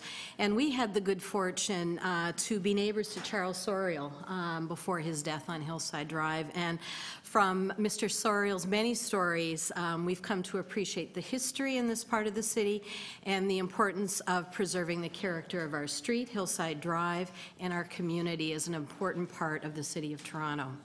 I'm going to very briefly set out the context of our neighborhood before my other neighbors and residents speak. So Broadview Avenue north of Hillside is primarily detached, semi-detached houses. There are a few low-rise apartment buildings. It is a hugely busy four-lane transportation corridor. 5 bus routes go down this, and it's a busy car transportation route. Hillside Drive, just 1 block west, it runs along the Don Valley ravine system, is green and lush, and it's all detached homes. It is closed to traffic. There's a city parkette in the middle, so it's only local traffic that goes in there. And while Broadview Avenue is the car and bus corridor, Hillside Drive is the people's corridor. And so outside my door, hundreds of walkers and bikers of all walks of life use Hillside Drive as a major walking corridor. And in fact, we're working with the city on a hillside greening project to enhance the street and to hopefully get it recognized as a shared street for walkers and bikes. Broadview Village is a low-rise residential for 72 adults with developmental disabilities right now. On their western property line, it spans Hillside Drive from 15 to 57 Hillside Drive. So with that description of that part of Broadview and Hillside Drive, you can imagine our surprise when in late November we heard that the Salvation Army had made an application to build an 11-story high-rise 223-unit condominium project sitting squarely in the middle of a residential neighborhood. A bit of an aside from Salvation Army, unfortunately, as neighbors, longtime neighbors, we've had no communication, no information, other than the city consultation project. And so we're very disappointed in the process that was undertaken in our community. So as a longtime resident of Hillside Drive in the City of Toronto, we find the development proposed by the Salvation Army unacceptable and grossly out of character with the neighborhood that is so important within our city. And today I wish to make my own concerns known, as well as the concerns and opposition of over 80 neighbors and community residents known to Council. So on behalf of community residents, a number of whom you will hear speaking this morning, I wish to table a petition containing over 80 resident signatures as a tangible sign of our opposition to the proposed development at 1132 Broadview Avenue, as outlined in the application by the Salvation Army. I knocked on a lot of doors. I can tell you it was 99% of residents opposed, and I just ran out of time. I'm sure I could get a lot more signatures. As our petition states, and you'll hear this morning, the development, the height, size, and density of which dramatically exceeds current guidelines is of grave concern to residents of our neighborhood. And our concerns fall into 4 buckets. You'll hear about these this morning. First, the proposed development is grossly out of scale with the neighborhood designation and defies the spirit and intent of the city's official plan and the Broadview Avenue urban design guidelines. Second, there's been inadequate recognition of the impact on infrastructure, traffic, and public transportation systems. Third, the development threatens the neighborhood's unique character and will jeopardize the natural environment around the Don Valley ravine system, which we are all committed to preserving. And last, the development of this magnitude within a residential neighborhood will diminish the overall quality of life for the neighborhood residents. You'll hear about privacy, protection of green space, etc. The concerns about the proposed development, along with the petition, have been detailed in a number of letters as well. So as residents, we do feel the Broadview Avenue planning study outlines a more thoughtful and balanced approach for development of this property. In fact, Council should be applauded for initiating and approving this study. So I, along with the 80 residents who have signed this petition, wish to urge the city to vigorously oppose the application and also to vigorously oppose the application as it goes forward to the OMB. Thank you, Mary, and all of council members for listening to our concerns today and for your hard work on behalf of the city and our neighborhood. Thank you. Thank you very much. Are there members with questions for the speaker? Thank you very much. Our next speaker is Sheila Murray Hitoshi. Welcome. Welcome. Hello. I will start your clock when you're ready. You've got 5 minutes. I'm wondering, is there any way I could put this photograph Yes, here? you can do that. Just place the photo facing yourself as you would be looking at it, and then our tech will make adjustments. I first want to thank Councillor Fragadakis for her comments earlier. I know they apply to both development proposals in the area. And I also want to thank George Pentassis and Kyle Koenig, City Planning, for their work on this, on these issues and for issuing the refusal report. I think that Wendy's covered off a lot of issues that I would hesitate to repeat now. But I think that it would be useful just to have a look at Hillside Drive. Thank you. Yeah, you can do that too. Thank you. Hillside Drive is a shared street, and we're currently in the process of a greening project to improve on it. And it's really like this for everyone in the neighborhood. As Wendy Nelson said, it's a pedestrian corridor as opposed to a vehicular corridor. Dog walkers, cyclists, young families with children. And we want to improve upon that. In these pictures here, you can get a feel for the greening of the area. And on the side is where the ravine is, on the sides of these pictures. The ravine comes in behind that. The proposed development project is actually between Broadview Avenue and the ravine. And just to give you an idea,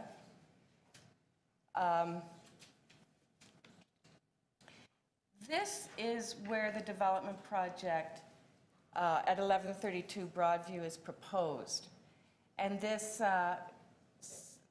sort of a curved line here represents Hillside Drive. And I think that you can tell, like, very easily from this diagram how significant the neighborhood environment is around this proposed development. And I really feel that the destruction of the neighborhood would be tragic for the whole area. And I do feel the size and intensity of the 1132 Broadview proposed development would be tragic for the area. So in closing, I would just like to say that I will be attending the OMB hearing as well. and I as a participant, and I would very much like to ask the city to vigorously oppose the OMB appeal that is coming up in April. Thank you very much. Thank you very much for your remarks. Are there any members with questions for the speaker? Okay. Thank you. I'd like to call Arno Franchi. Franchi. Frankie. Oh, Frankie. Frankie, yeah, that's it. It's okay. I'm not sure if it's the way it's spelt on my sheet or just the, but I might, with my apologies. Thank you. You will have 5 minutes. Go ahead, please. Thanks very much. I'm just going to speak to a few points that I can see personally. Well, I have a great team behind me with every reason why this building should not be built. This condo is the wrong condo in the wrong place. It's a condo that should be somewhere in the financial district or the entertainment district. It's 11 floors, half of which are one-bedroom condos that are 400 square feet. Actually, I think I saw one for 300 square feet. So kind of a few points. I'm going to jump around. I really don't have anything written down other than the fact I want to answer or question one of the fellow that came up here about starting a family. I was able to interview or speak to the principal at Chester, which is a public school behind us, and found out that their enrollment is at 60%. Lots of room to grow. You're not going to grow children in a 400 square foot condo. You're not going to do that. Half of this condo is less than 400 or 500 square feet. I'd like to question how you start a family with a 500 square foot condo. This is the wrong building at the wrong location. We don't have any problems with intensification and getting beautiful places at 3 or 4 stories that will do the same thing. Second of all, I live at 1141 Broadview, directly in front of this proposed building. I work out of my office.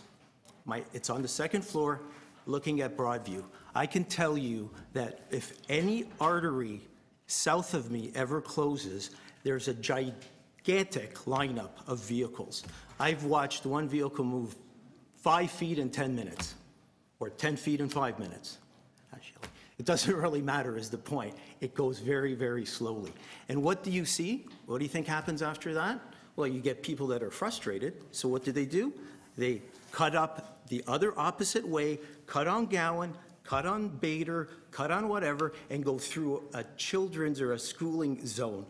They're frustrated, and now the children are in peril. So, and that's firsthand. I can see that. I didn't bring any video, unfortunately. I didn't know you can do that. But anyways, so that's another reason that this is the wrong condo. I'd like also to read about what's going on with condos and the quality of life and sense of ownership, and what happens with the implications of condominium neighborhoods for long-term urban revitalization. They've done a lot of studies, and it's right here. I've looked it up.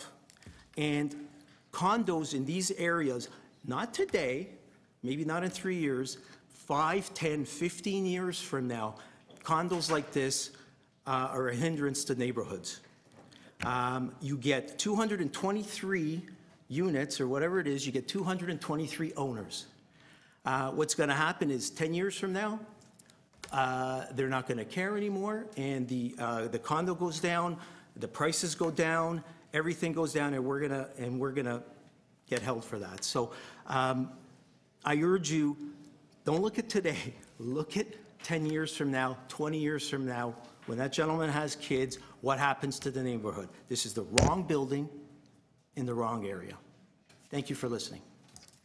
Thank you very much for your comments. Are there any questions Sir, Arno, please don't go away. You've got one question, so please take a seat. Councillor McMahon, go ahead, please. Hi there, thank you. I just wanted to ask you, were you aware that people, well, they have the right to choose wherever they wish to live, to raise their family, regardless of, you know, what we're used to or what communities are used to. People can choose to live anywhere to raise their family. I absolutely agree with that. However, if you're a family, you're not going to be able to raise a family in a 400 square foot unit, is the point I'm making. So if you've got 220 units, half of them are less than 500 square feet, you could do the same thing with cutting that building in half and still getting what you want. Do you think it's up to us to decide where people raise their families? To a certain, no. However, I'm not quite sure it's fine for the family at running at 400 square foot. But if it's their choice, is it up to them or is it up to us? I guess at the end, it's up to them. Thank you. Okay. Thank you very much. Councillor Layton? Actually, Arno, don't go away yet. There are a few more questions for you. No jazz hands here. What's going on here? Come on. Yes. Thank you. It would just be very brief, because you talked about condominiums and residents in condominiums becoming a hindrance on the neighborhood. I'm wondering if you have any examples of where that... I'm sorry, what did I say in hindrance? I don't recall ever saying that. You said they were becoming a hindrance on neighborhoods, and I'm just wondering, do you have any examples? Because in my experience, in fact, as people live there longer, they become more connected to their neighborhoods, and there's less of a disconnect. So I urge you to take a look at this plan and see that I'm not making this up. I could see it. But are there any examples of where they've... Now where I am, down at the financial area, there's, sure, there's, the crime does come. Bikes are stolen, the whole bit. But what I'm saying is when... are the neighbors stealing the bikes? No, you get people coming into it. Then how are those neighbors becoming a hindrance to their neighborhood over time? You said over time, 10 years down the road, they become a hindrance. And I don't take issue with any of your other claims. They become a hindrance within themselves, because what happens now, half of these units aren't owned or owned by people that don't even go to the meetings. So what I'm saying is, this study shows, do I have any examples? No. Okay, thank you. Okay. Any other speakers? That it? No, hold on. I think, yes, go ahead. Okay, so Jane Matheson, followed by Ingrid Peters. Jane, welcome. Thank you. You're welcome. 5 minutes, and the clock is on your left-hand Okay. side. You can keep track there. 20 years ago, I was lucky enough to find a home on Hillside Drive. My family moved onto the street. We carefully considered our house, the street, the neighbors, the neighborhood, and we chose to live there. We have paid our taxes and supported the community, supported the Salvation Army site, and we have been a part of this community, and we want to stay a part of this community. We have people on our street that have been in their homes for over 50 years. Myself, we've been 20.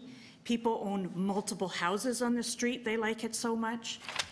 We have families that have raised their children, and then their children have bought houses on the street. So we do have a real community and a street that we want to protect, and it's really, really important to us.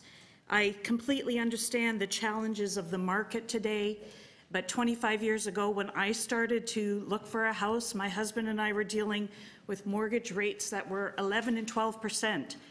I totally understand that, you know, there are very similar, you know, difficulties that young families are faced with. But, you know, we all have to go through it in different ways, and I agree that not everyone can jump right in, but it's tough. I just don't feel that it's right to think that it's fair to change the landscape of our environment, our community, without really consulting us. I walk my dog on that street. You saw pictures that Sheila shared. I walk as far as Pape Avenue. I go down to Riverdale. I go into the ravine, and I see my community, and I like being a part of this community.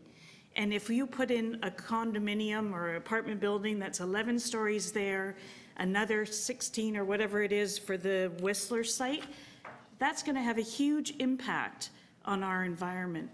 I like seeing deer. I've seen deer on my street. I've seen foxes. I've seen hawks. I like seeing all of these animals. We're so on the ravine that if we have all of these other people and cars and traffic, And I can only imagine that my street will become a parking lot for these apartment buildings. I have real concern about that, and I don't want to see that changed. I completely support the Broadview intensification plan and the whole process that you went through. And Mary, you've been really helpful, and I don't want to see this big monster of a building go through. Thank you. Thanks, Jane. Any questions? Thank you. Next up is Ingrid Peters. I think you know the drill. You got 5 minutes. 5 minutes. My name is Ingrid Peters. I'm an area resident, and I'm here simply to voice my support for the City Planning Division recommendation in its report to refuse the official plan amendment. In order for the applicant to succeed, it would have to demonstrate that its proposed development is both compatible with the physical context and does not affect nearby neighbors. I think for all the reasons that Mary had expressed most capably earlier on, together with what we've heard today, this is a very large development in an area of primarily smaller two-story residences. Although I assume that the applicant will allege that the proposal promotes the provincial policy statement of intensification, it's very important that it's cities that are to direct and allocate those intensification efforts. The city efforts to direct those elements of intensification were undertaken in a pretty extensive and inclusive public engagement process, which concluded in June of 2016. The applicant had full access to this process, and in the end, the process resulted in the area of this proposed development being in Character Area E. Among other things, the applicable policies require that new development in this area not only respect, but also reinforce the existing physical characteristics of the neighborhood. With the height and the density of this particular proposal, it fails to do that. I think that it is important for the council to support the refusal of this application, and it would send a discouraging message about the worth of the city's planning and consultation processes if it was to be supported at this stage. Thank you very much. Ingrid, thank you very much. Are there any members with questions for the speakers? Seeing none. Our next speaker is Magda Weslowska. Welcome back, Magda. And you and Alexander. You have an extremely wonderful baby. Okay, when you're ready, 5 minutes again. Right. Good morning again. So thank you, Ms. Chair, and members of Community Council. Again, maybe for those who weren't present, I'm Magda Weslowska, President of Holywell Place Residents Association. And now, of course, I'm here to request respectfully that you support planning staff's recommendation to refuse the official plan amendment application for 1132 Broadview Avenue. That would amend the official plan to redesignate the subject lands from neighborhoods to mixed-use areas and to permit an 11-story residential building in an area which recently was subject to the Broadview Avenue planning study and extensive community consultations. And I can't say it enough, the result of this planning study with OPA 343, which was adopted by Council in 2016, it really helped to define this human scale and livable planning vision for our area, which is sensitive and to the local context. In terms of this development for 11 stories as far as height and massing, so the proposed 11-story and also hypothetical building, since this is an official plan amendment for those lands, goes directly against the Broadview Avenue planning study, the resulting OPA 343, and the Broadview Avenue urban design guidelines, since it would be a tall building in an area that's designated as neighborhoods and not targeted for growth, which, again, through the Broadview Avenue planning study, planning staff did their due diligence to recognize that. The proposed amendment represents a development which is not compatible with the surrounding physical context, and it is inappropriate in scale, and it would certainly adversely affect the nearby low-rise houses designated as neighborhoods, as many of the residents from Hillside have indicated. This proposed 11-story building is out of scale. It's not, and also it does not adequately transition to the coach house. The coach house is a heritage building that's on site. And further, there's 4 other on-site buildings which have been identified in the Broadview Avenue urban design guidelines as having heritage potential, and we think they should be considered for conservation. So we agree with planning staff that the property, in fact, should remain neighborhoods, and that in terms of its designation, and that any future development on this site should meet the official plan policy. And we think there are, as planning staff has indicated in the report, there are other ways that this property can be developed sensitively. We do, as an association, and many members here have, and also residents from the area have spoken, we recognize this need for densification in the area. We hear also the need for market housing, but also a lot of this new development, of course, it certainly does not, as Mary, our council has indicated, does not provide for affordable housing. So just something to think about. So we do welcome responsible and sensitive development, and we will continue to support the vision of OPA 343 and the Broadview Avenue planning study, which led up to it. So we thus urge you to support planning staff's refusal of this application. Thank you for your consideration. Thank you very much. Are there any members with questions for the speaker? Seeing none, thank you. I'd like to call our next speaker, Megan Luden. Welcome, Megan. Thank you. And you have 5 minutes. Thank you.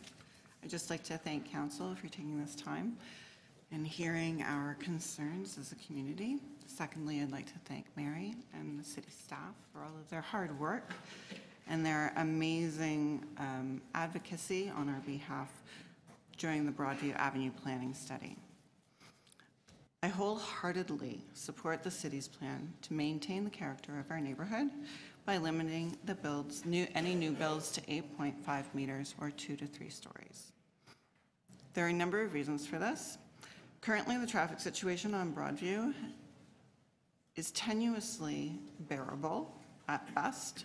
If there is a problem on DBP, Bayview Extension, or even on PAPE, Broadview is a disaster. Secondly, Hillside Drive has a unique park-like aspect that allows so many of the people in our neighborhood to enjoy our street. It is a street that we are proud of and that we love to share with our community and our neighbors. If we were to allow an 11-story building to be built next door, that park-like setting of our street would invariably change. I'm concerned also about current resources. Even when the Minto build was going on, the TDSB had posted that they could not guarantee placement for those kids at local schools. So we're going to add another 233 units. Don't know how that's going to happen. Daycare availability within our community is at an all-time low. And as Mary so adequately pointed out, I think that it is very important to note that we are not talking about affordable family housing here. These 3-bedroom units going into this building aren't going to be subsidized. We're not talking about $500,000 for a unit to raise a family. These are going to be expensive, high-end units.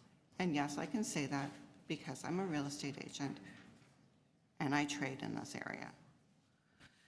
In conclusion, I would like to say that I fully support council and the refusal of the application made by the Salvation Army for an 11-story, 233-unit residents at 1132 Broadview Avenue, and I would like to further encourage council to direct city staff on our behalf to vigorously oppose the Salvation Army's appeal to the OMB.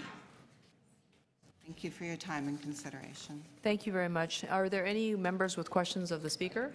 Okay, seeing none, I'd like to call Chantal Lacan. Welcome, Chantal. The clock is on your left-hand side. The light should be on when the microphone is on, and you can begin at any time. Okay. My name is Chantal Lacan, and I'm currently a resident of 1138 Broadview, just next to the Salvation Army. I've lived at this residence for 28 years. Here are some of the reasons why I disagree with what is being proposed. I'm very concerned about privacy issues. It seems that the balconies of the new residence will be overlooking my backyard. I am deeply concerned about the loud noise levels from residents of the building that will disrupt our quiet neighborhood, as well as garbage and cigarettes that would be thrown off the balconies that may end up in my backyard. I am majorly concerned about the size and closeness of my property to the proposed new building. I'm concerned about any loss of natural sunlight and the loss of privacy that will negatively impact my ability to enjoy my property. I'm concerned about the traffic, congestion, and pollution that this new building will generate. We are currently at a maximum level for noise and traffic, and this will drastically change the surrounding area into a more hectic and jam-packed space, which is already of grave concern to drivers, cyclists, pedestrians, and children in the neighborhood. Already the TTC buses are overcrowded and people have to wait for the next bus. Thank you for listening. Thank you very much for your remarks. Are there any questions for the speaker? Okay. Seeing none, I'd like to call Sarah Mulholland. Sarah, welcome. And you've brought someone with you. Yes, I actually had signed up my husband and I to speak, so we're sharing the 5 minutes. Okay, great. If I can just ask the gentleman afterwards to check in with the clerk so we can have you on the public record. Are you sharing your 5 minutes together? Okay, thank you. Please go ahead, proceed. Great, thank you. We're here to support the city's plan to refuse the application of the 11-story residence condominium at 1132 Broadview. We live at 50 Hillside Drive, directly across from the proposed site. This proposed development is 37 stories high, which is 4 times the allowed height for the area. If this was allowed to proceed, the development would dominate the neighborhood and fundamentally change the characteristics of the neighborhood. Our entire community is extremely concerned with the precedent that such development would set for other sites as well. While we recognize and support the need for intensification, we need intensification that aligns with the city's plans for the community and includes the required public transit, traffic, and utilities, and education, social, and even recreation services. It would exacerbate already underserviced utilities, traffic, and especially public transit, and anyone that's taken the bus along Broadview Avenue knows you can often wait 2 to 3 buses. Additionally, the proposal would have a detrimental impact on the multi-year Hillside Drive streetscape revitalization project that's been underway in consultation with city staff, Councillor Mary Fragedakis, and the residents of Hillside Drive. This project aims to address already problematic storm and snowmelt runoff, which, as you can see from the weather of the last few days, is a major issue. It also seeks to improve pedestrian access and accessibility, and finally to preserve and enhance the uniqueness of the street by recognizing the contributions of our past resident, Charles Sorial, whose efforts to protect Toronto's ravine systems eventually led to the creation of the Toronto Region Conservation Authority. So this development is entirely contrary to that initiative. It would seek to pave over the existing site's significant green space that is so efficacious at runoff absorption and would dramatically shadow over the mature tree canopy on Hillside Drive. So in addition to encouraging your support of the city staff's recommendation to refuse this project, we also ask council to direct city staff to oppose this vigorously at our anticipated appeal at the OMB in April.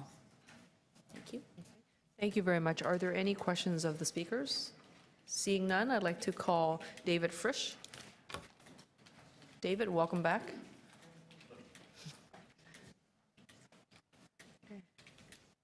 Five minutes and your clock is Thank you. ready. I just wanted to repeat, first of all, about the same points I made about the previous agenda item about respecting the process and not contributing to citizen cynicism. And I challenge you all to say that 3 times quickly. But I also wanted to take the opportunity to say that I was also at the meeting, the gentleman who had to leave, who spoke about the tenor of the meeting that was held at the Estonian House last month. And by the way, the gentleman behind Councillor Mihevik, who moderated the meeting, deserves your appreciation for having done a great job of moderating it and keeping it on track. Yes. But he talked about the air of hostility at that meeting, and I think that was actually connects to my point about cynicism. I and some other people I spoke to felt that we were being maneuvered. There was a gentleman who got up to speak about, who launched into what I promise you was going to be a very long and very detailed historical lesson about the history of the Salvation Army site. And that wasn't, with respect, that wasn't what we were there to talk about. I did get a chance to ask a question of the lawyer who was there to represent the Salvation Army. And what I said was, can you tell us why this proposal deserves to be given an exception to the process that was gone through? And he did 2 things that, in hindsight, I think I was being played. The first thing he said was, oh, I've already explained that. No, he hadn't. And then he launched into a lecture about his right to participate in the process and present an opposing point of view. His right to do so isn't an issue. The question was, why should we overturn this process? So that may have had something to do with the kind of hostility of some people in the audience. I'll just say that I also agree with the points that have been made by a number of people about the traffic difficulties along Broadview and the things that feed into that. And so I'd like to set what I believe may be a record by quoting Pink Floyd at a meeting of this council, which is, if you've ever sat in that kind of traffic, you've thought of the song, "There's no way out of here. When you get in, you're in for good." And that kind of gridlock can seem like a really long time. Thank you very much. Thank you very much. Are there any questions for the speaker? Seeing none, thank you. I'm just going to do a final call for public speakers. Anyone else here from the general public to speak to this particular matter? Okay, seeing none, then we'll bring that inside to Community Council. Members with questions to staff? Seeing none. Members to speak? Councillor Fragedakis. Thanks, Madam Chair. So I'll be moving the staff recommendations. I'm not going to say everything that I said in for the last item, but it all applies. I just want to remind everybody here in the room and to the members of council, this is an official plan amendment application. It does not have a real application before it. So it's a fake application. The unit numbers are fake. It's just they would like to be rezoned for 11 stories. So fake news, yes. In the spirit of all things fake, and since Trump took power in America, we now have a fake application before us. There's not much to say. I'm disappointed that we are here in this place with this particular site. This particular property, the coach house on it dates back to 1888. This property is of tremendous heritage value for our area. The people who lived in this area worked and owned the mills in the valley where the bricks were built that actually built the bulk of the city. There's a tremendous heritage value, and really, I think Charles Sorial, who lived on Hillside till his death, would be spinning in his grave. I'm really saddened. I ask for your support and look forward to perhaps a better application going forward. Any other members to speak? Okay. All those in favor, recommendations before us? Any opposed? That carries. Thank you. Moving along to TE 30.12, 451 to 457 Richmond Street West zoning amendment application, request for directions report. We have a registered speaker, Max Allen. Max, welcome to the front.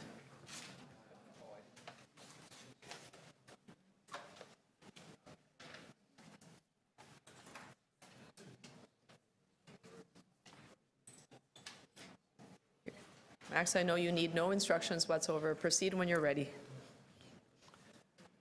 Good morning, Madam Chair, members of Community Council. Guess what? Here comes some good news.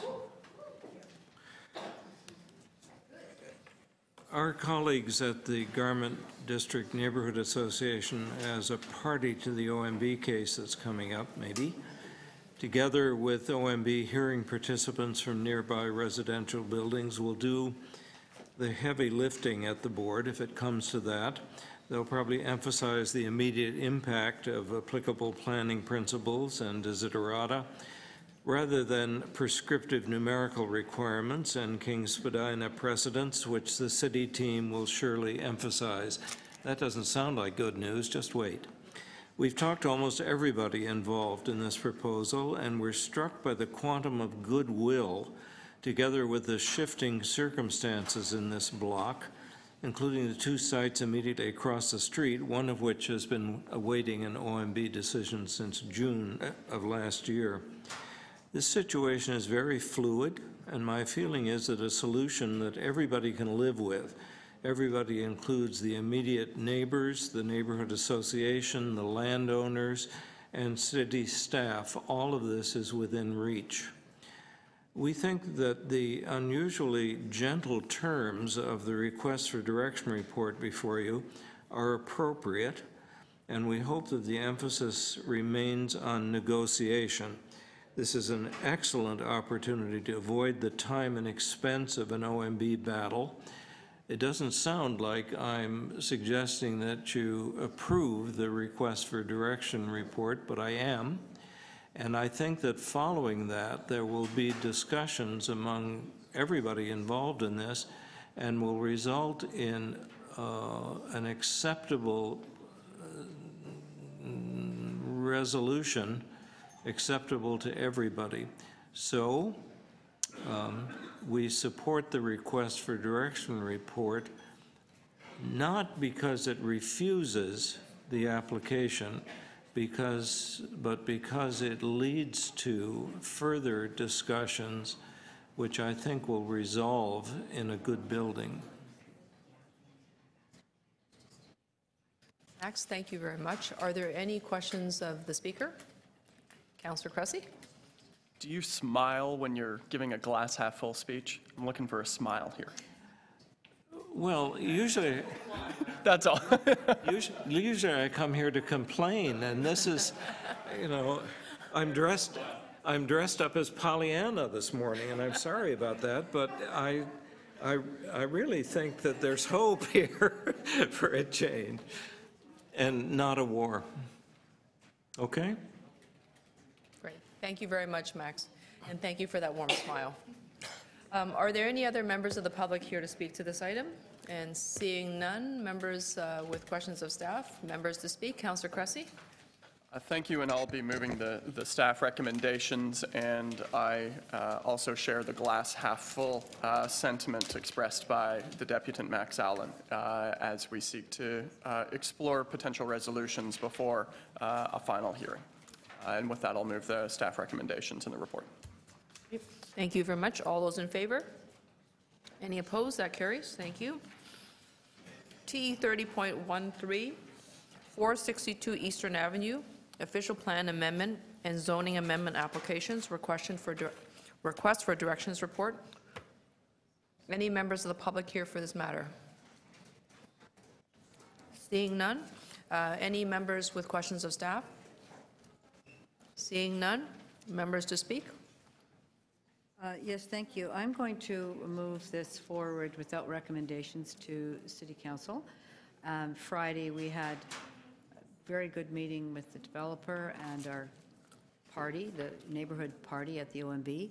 And just to say this has been a really difficult process, and thank everybody for coming to I hope, a good resolution at council. This was the Weston Bread Bakery on Eastern Avenue for many years, and it was a subject of, went straight to the OMB, not just for the application, but for all the flooding, the Portland's flooding, and the ministry had to give an approval for the fact that it's employment on the north side, and we all know that south side is the employment area in the East End, and it had to get a conversion, and then it had the development application. So it's been a long, slow process of 3 different appeals at the OMB, and this is the final one. And our neighbors have worked very hard on that, as has our city staff, and the developer has made some very significant moves on last week. So I'm happy to move this forward. I'm sure we'll get to a conclusion, but I want to thank everybody who's been involved with this one. Thank you very much, Councillor. Any other speakers? Otherwise, there is a motion on the screen before us. All those in favor? Any opposed? That carries. Thank you. T 30.14, demolition of a property subject to an intention to designate under Part 4, Section 29 of the Ontario Heritage Act, 170 Merton Street. I do have one registered speaker. If there's any others who are interested in speaking, let us know. At first, I would like to call Tina Kapalos. Welcome, Tina. Thank you. When you're ready, you've got 5 minutes. Okay. Good morning, Madam Chair and members of Council. I am a lawyer at Ritchie, Ketchison, Hart and Biggert, and I have brief remarks to make on behalf of my client, Leslie Rebanks, who, as you may know, is the architect who designed the property at 170 Merton Street some 50 years ago. Mr. Rebanks is a renowned Toronto-based architect who is known for his award-winning designs throughout the city. He is a fellow of the Royal Architectural Institute of Canada and an elected member of the Royal Canadian Academy of Arts. Mr. Rebanks' concept for 170 Merton Street was to create a structure with character and distinction, which is evidenced by the property's heritage designation. My client is pro-development in the City of Toronto, but he fundamentally opposes the demolition of this property due to its unique character and its heritage value. My client has had an opportunity to review the city staff report recommending the refusal of issuing a demolition permit for the site, and my client fully supports the city's recommendations made therein. I believe it goes without saying that the decision to issue a demolition permit is an irreversible one. And in that regard, my client respectfully requests that Council supports City staff's recommendation to refuse the issuance of the demolition permit and choose to preserve the unique character of this heritage building. That is the purpose of my attendance before you today. Thank you. And thank you very much for providing us with those remarks. Any members with questions of the Speaker? Seeing none, any other members of the public here to speak to this matter? Seeing none, then we'll bring this into Community Council. Members with questions of staff? Don't believe there are any. Members to speak? Councillor Matlow. I move staff recommendations, and with just a very simple comment. The title of this item is demolition of a property subject to intention to designate, etc. Someone may mistakenly infer that this is about moving forward with a demolition, but this is in fact a report recommending to refuse it, and that's something that we as a community support. Okay. Thank you very much, Councillor. Anyone else? No? All those in favor? Recommendations in the staff report. Any opposed? That carries. Thank you. Moving right along. Our next, just start the clock. Our next item is TE 30.15, demolition of 3 heritage properties in the South Rosedale Heritage Conservation District, 5, 7, and 9 Dale Avenue. We have 2 registered speakers, Don Hogarth, South Rosedale Residents Association, followed by Jane Pepino. If there's any other members who are interested in speaking, please see the clerk and they will update our speakers list. Thank you.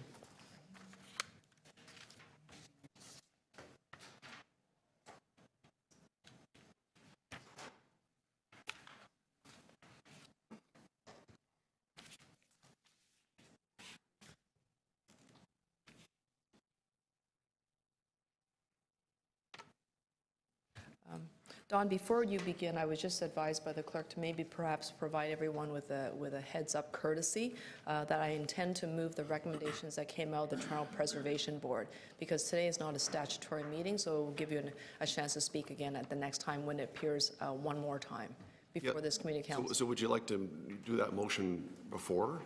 No, you could also speak now, and you can speak again in June when it comes, when this item is back, or earlier if the item makes it back in May, for example. Sure. Okay, so I just want to let everyone know that's the intention right now. Okay, thank you. Your clock is started. Go ahead, please. All right. Thank you, Madam Chair, and thanks for this opportunity to address Community Council. I apologize for my voice today. I'm speaking on behalf of the South Rosedale Residents Association. These remarks also represent the views of the North Rosedale Residents Association. I can also say with confidence that based on feedback received at a November 6th community meeting that we hosted, attended by more than 100 residents, and many, many emails since then, that the SRA represents a strong majority of our community on this issue. The SRA is in full agreement with Heritage Preservation Services' January 30th recommendation to refuse the issuance of a demolition permit for the heritage properties at 5, 7, and 9 Dale Avenue, and for the city to be represented in any OMB appeal on a final decision. In 2003, when these buildings were designated with a C rating in the South Rosedale Heritage Conservation District, their contribution to the heritage character of the area was affirmed. This is a fact inscribed in policy and should not be subject to alteration by questions of architectural style or personal preference. If that were the case, conceivably every rated building in the conservation district could come into question and be at risk. Each of these properties is an integral part of the overall streetscape and is in keeping with the garden suburb that constitutes South Rosedale's Heritage Conservation District. Notably, the 13.9 meter proposed height of the condominium significantly exceeds that of all nearby structures on Dale, including two nearby multi-unit buildings. The building will appear from the street as having a significantly larger scale and massing than the adjacent multi-unit building at 1A Dale and single-family residences all along the street. And by comparison, most of the co-op building at 21 Dale to the east is set well back from the street and with large amounts of greenery in front has minimal street presence. The heritage value of the three houses is most evident in 7 Dale as outlined in detail in the Cultural Heritage Evaluation Report by Laterno Heritage, which hopefully you have before you. The report describes the heritage attributes of the property. It's a prime example of the international style designed by a notable modernist architect. It has an integral landscape design by highly regarded landscape architects. It supports the eclectic mix of 19th and 20th century residences found throughout our neighborhood, and the property is physically, visually, and historically linked to its surroundings, consistent with the Heritage Conservation District's garden suburb. For these reasons, we joined with North Rosedale and the community organization My Rosedale Neighborhood to nominate the property for designation under the Ontario Heritage Act. We were delighted to learn in the January 30th staff report that HPS has determined that the property has potential to meet the criteria for designation. It would be a tragedy to see such a prime example of modernist architecture lost not only to our neighborhood but to the city. Canadian Homes and Gardens, for very good reason, devoted 9 pages of the property 9 pages to the property in its November 1944 edition. The SRA has already commented on the overall heritage impact of this proposal in our November 30th response to Heritage Preservation Services. Their report affirms our opinion that the proposed development would not make an equal or greater contribution to the heritage character of the district, and as such does not satisfy the requirements for the demolition of C-rated buildings. Heritage preservation staff have made it clear that the issues recommended recently by the Preservation Board for further investigation, including 7 Dale and issues of design and zoning, will have no bearing on their January 30th recommendation, which stands today. Whether or not this matter is deferred, we urge you in due course to follow those recommendations and to refuse demolition. Thank you. And thank you very much for your remarks. Are there any questions for the speaker? Okay, seeing none, I'd like to call Jane Pepino, followed by Catherine Lee.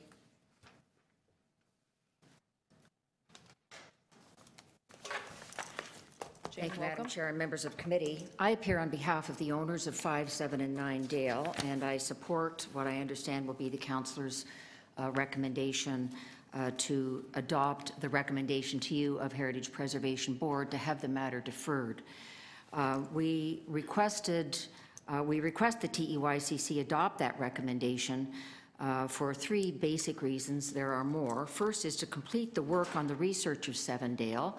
As Mr. Hogarth mentioned, it has been the subject very, very recently, after 2 years of negotiation with the community, of a nomination by a private group for consideration for designation. That work is just commencing, and we would like to see it complete. Secondly, the Heritage Preservation Board's role and jurisdiction under the terms, and they are unusual for South Rosedale, of the Heritage Conservation District Plan, was to consider whether the replacement building could equally or was more able to contribute to the heritage characteristics. And members of the Heritage Preservation Board were of the opinion that the report provided no insight to them in that regard, and they did want some additional information with respect to both zoning and design. And in that regard, I just want to correct a misstatement of fact that Mr. Hogarth left with you with respect to the height of the replacement building, and I'll refer you to the page 6 of the Heritage Report itself when it says, the proposed 4-story building is similar in height to existing apartment buildings in South Rosedale, and the roof and eave line is similar to that of existing houses along Dale and in the district.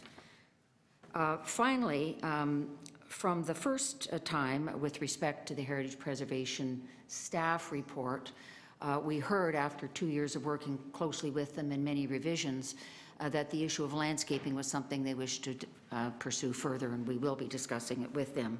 I am disheartened, I must say, to hear Mr. Hogarth suggest that Heritage Planning staff, notwithstanding what might come out of the additional work to be taken and additional information to be provided, might not ever change their recommendation of January 30th report. I would hope that staff would be more open and willing to consider all of the appropriate matters, including, and I come to my final point, the comments of their colleagues in the planning department, because you were supposed to have had before you this morning the staff report on the zoning application that has been in process. That was pulled at the very last moment. So, all of which goes to say I will be asking you to support the councillor's recommendation to have all of the information brought before you at the appropriate time, allow further community input, but allow some fairness to the applicant as well. I'm happy to answer any questions you have. Thank you very much, Jane. Are there any questions for the speaker? Okay, seeing none, thank you. Thank you. Catherine? Are there any other members of the public here to speak to this matter? Okay, Catherine, you'll be our final speaker. Thank you. To the Chair and members of Toronto and East York Community Council, my name is Catherine Lee, and I represent a neighbourhood group called My Rosedale Neighbourhood, formed to oppose the demolition of 3 heritage-rated homes in that South Rosedale Heritage Conservation District. After 1.5 years since inception, My Rosedale Neighbourhood has more than 300 Rosedale neighbours on our mailing list. We have 530 people signed up on our social media petition, and we have almost 100% of the owners on the subject and adjacent streets, all opposing the development. With our ratepayers associations, South Rosedale and North Rosedale ratepayers, we have jointly stated to our Ward 27 councillor, Christian Wong Tam, the city planner and preservation services, that we oppose the applicant's development for a list of heritage and planning reasons that I'll briefly highlight here. Please note the joint and unified position of our community comes after more than 1.5 years of meetings, starting with the city community meeting in November 2016, meetings with the applicant in 2017, and a community consultation meeting hosted by South Rosedale Ratepayers Association in November 2017. It was at this meeting the applicant's revised submission was presented and new information on the heritage significance of Sevendale was presented. At the end of this meeting, over 100 attendees overwhelmingly voted to reject the applicant's revised drawing by over 90%, and here's why. Heritage. The 3 heritage-rated properties back onto a ravine. The proposed architectural drawing is not equal to nor better than the existing homes. The test is not architectural taste. It's not subjective. In fact, it's based on heritage policy criteria and considers such things as cultural heritage landscape, heritage relevance, property attributes, neighborhood canopy, and streetscape. Our heritage expert unearthed extensive research on Sevendale late last year. The owner who bought the lot of Sevendale, Mr. C.F. Woods, inherited Hobbs glass, also known as crystal glass and plastics, and with the famous architect, Mr. Gordon Sinclair Adamson, they together shared a vision of building on the vacant lot, and together they designed and built a showcase for Hobbs glass to display to all the world what modernity with glass would bring in comfort and enjoyment. It is a unique combination of private interest, company investment, and commercial intent. The international firm Adamson Architects bears his name and continues to be headquartered in Toronto.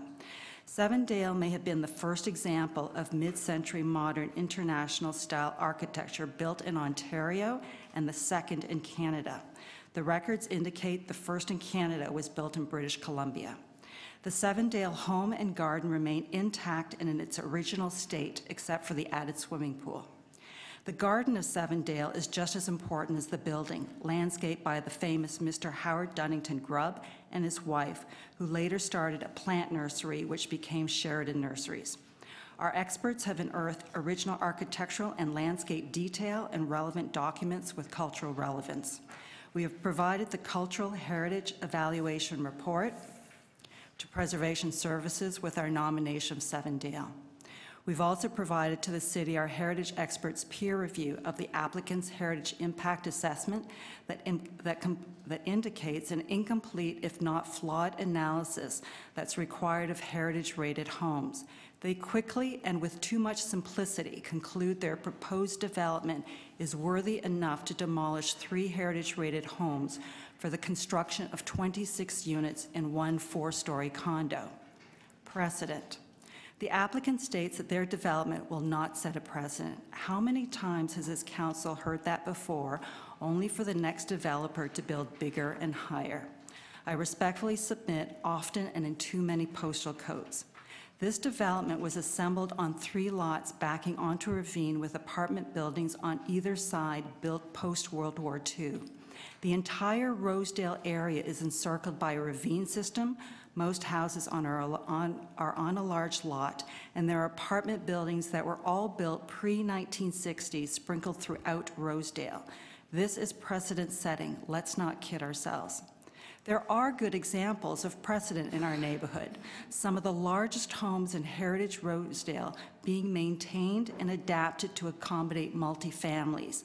These projects have been sensitive and honor the heritage fabric of the neighborhood. Planning and zoning. The apartment buildings you will hear about were all built post-World War II when the zoning rules were different. Then the zoning rule changed in the 1960s to preserve the neighborhood in areas like Cabbagetown, Rosedale, and the Annex. Today, the subject area is zoned for R1, which allows detached houses with a height limit of 10 meters and a maximum density of 0.6 times. Kathy, sorry to interrupt, but your time is up. Can I have your final thoughts, please? Sure. So in conclusion, we ask the city to enforce the heritage designation and planning rules that are in place, not allow for the demolition of 3 heritage-rated homes, especially Sevendale, and reject the proposed development. Great, thank you very much. Are there any questions of the speaker? Okay, seeing none, thank you. And I don't believe there's any other members of the public here to speak to the matter.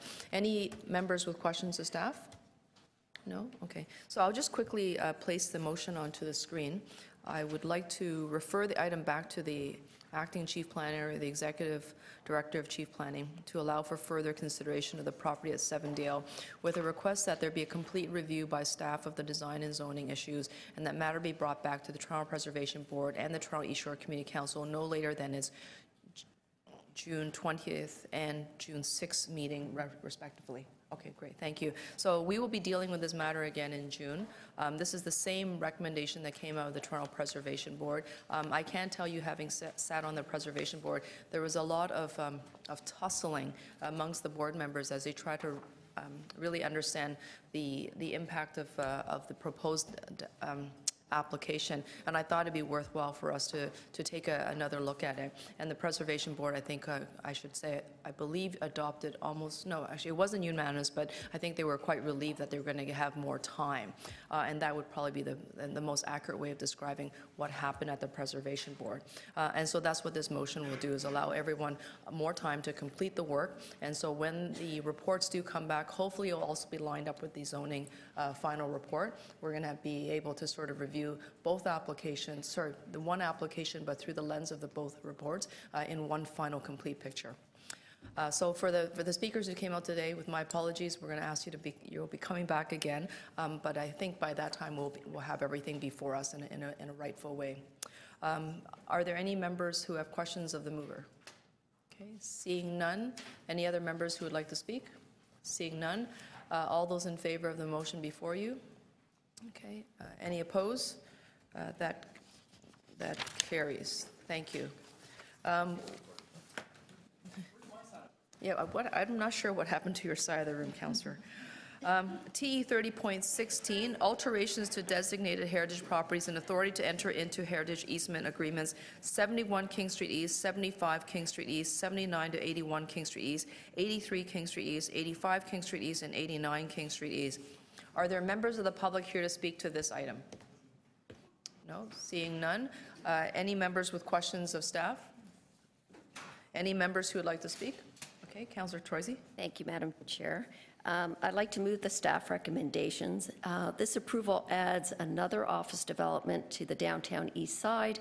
It also provides some employment opportunities for the St. Lawrence community. And it's the third office approval on King Street in the last 5 years. So that's pretty significant. This building will also allow an expansion of the path system almost to Church Street. So it's another good public benefit.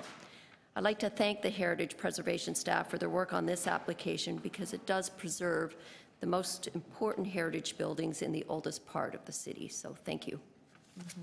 Thank you very much. Any questions? Sorry, anyone else here to speak? No? Okay, all those in favor?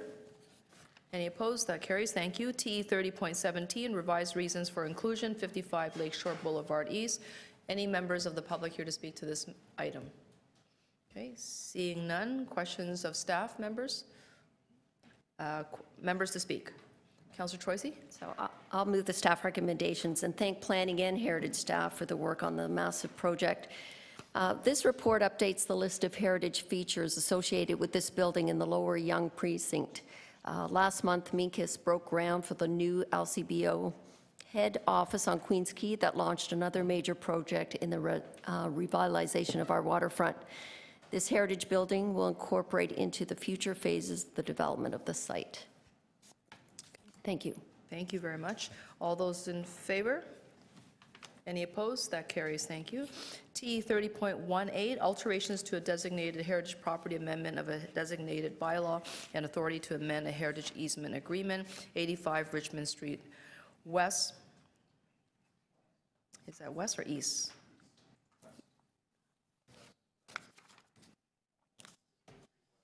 It's west.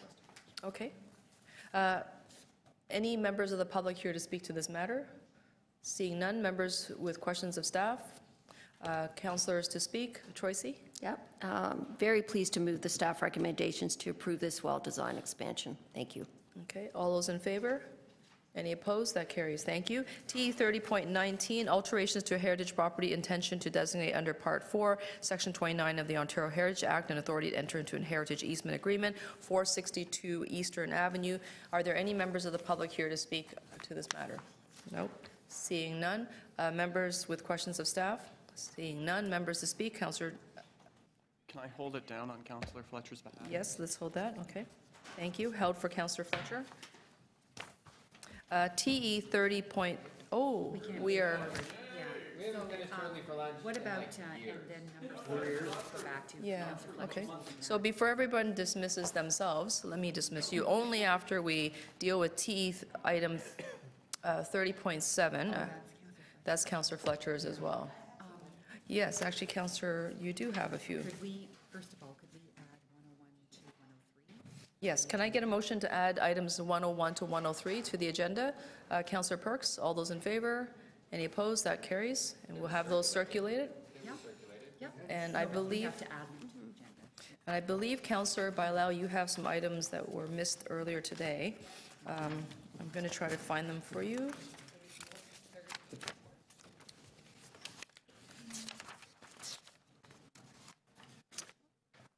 And where should we start? What number would you like to start at?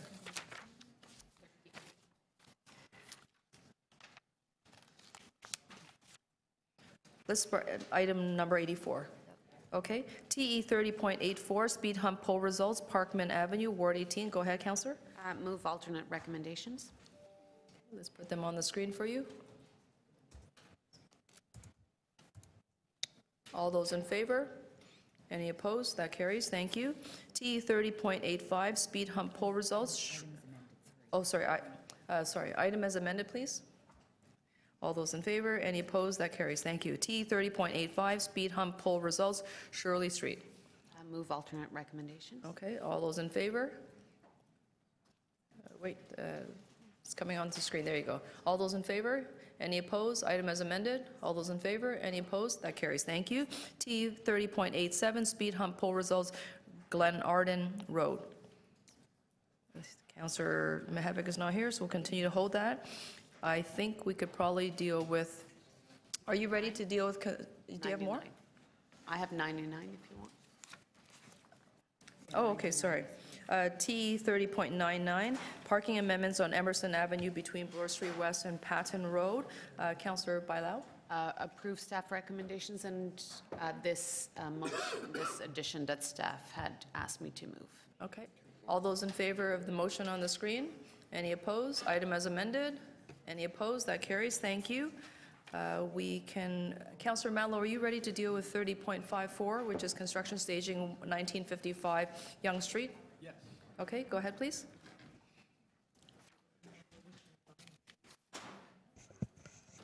Okay. I move the item along with the amendment. Okay. All those in favor? Motion on the screen? Okay. Item as amended? Any opposed? That carries. Thank you. TE 30.59, commercial loading zone, McGill Street. I am also ready to deal with this particular matter. And I'd like to move the recommendations in the staff report. Okay. All those in favor? Any opposed? That carries. Thank you. The rest belong to Councillor Fletcher. Okay. I don't think we can. Sure. Okay, Councillor Cressy, do you want to move your new items, 102 and 103? Yes, please.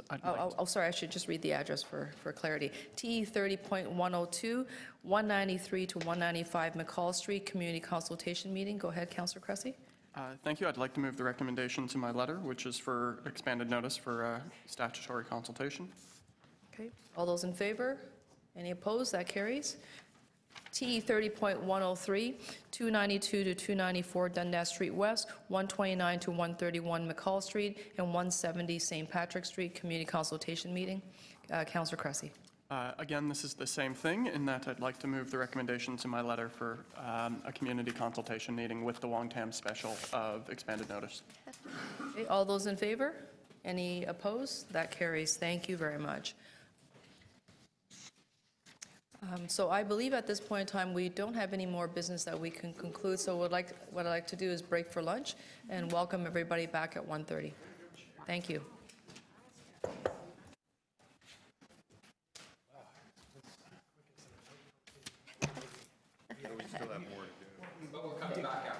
Yeah. Stop it! You terrible man! You said that out loud.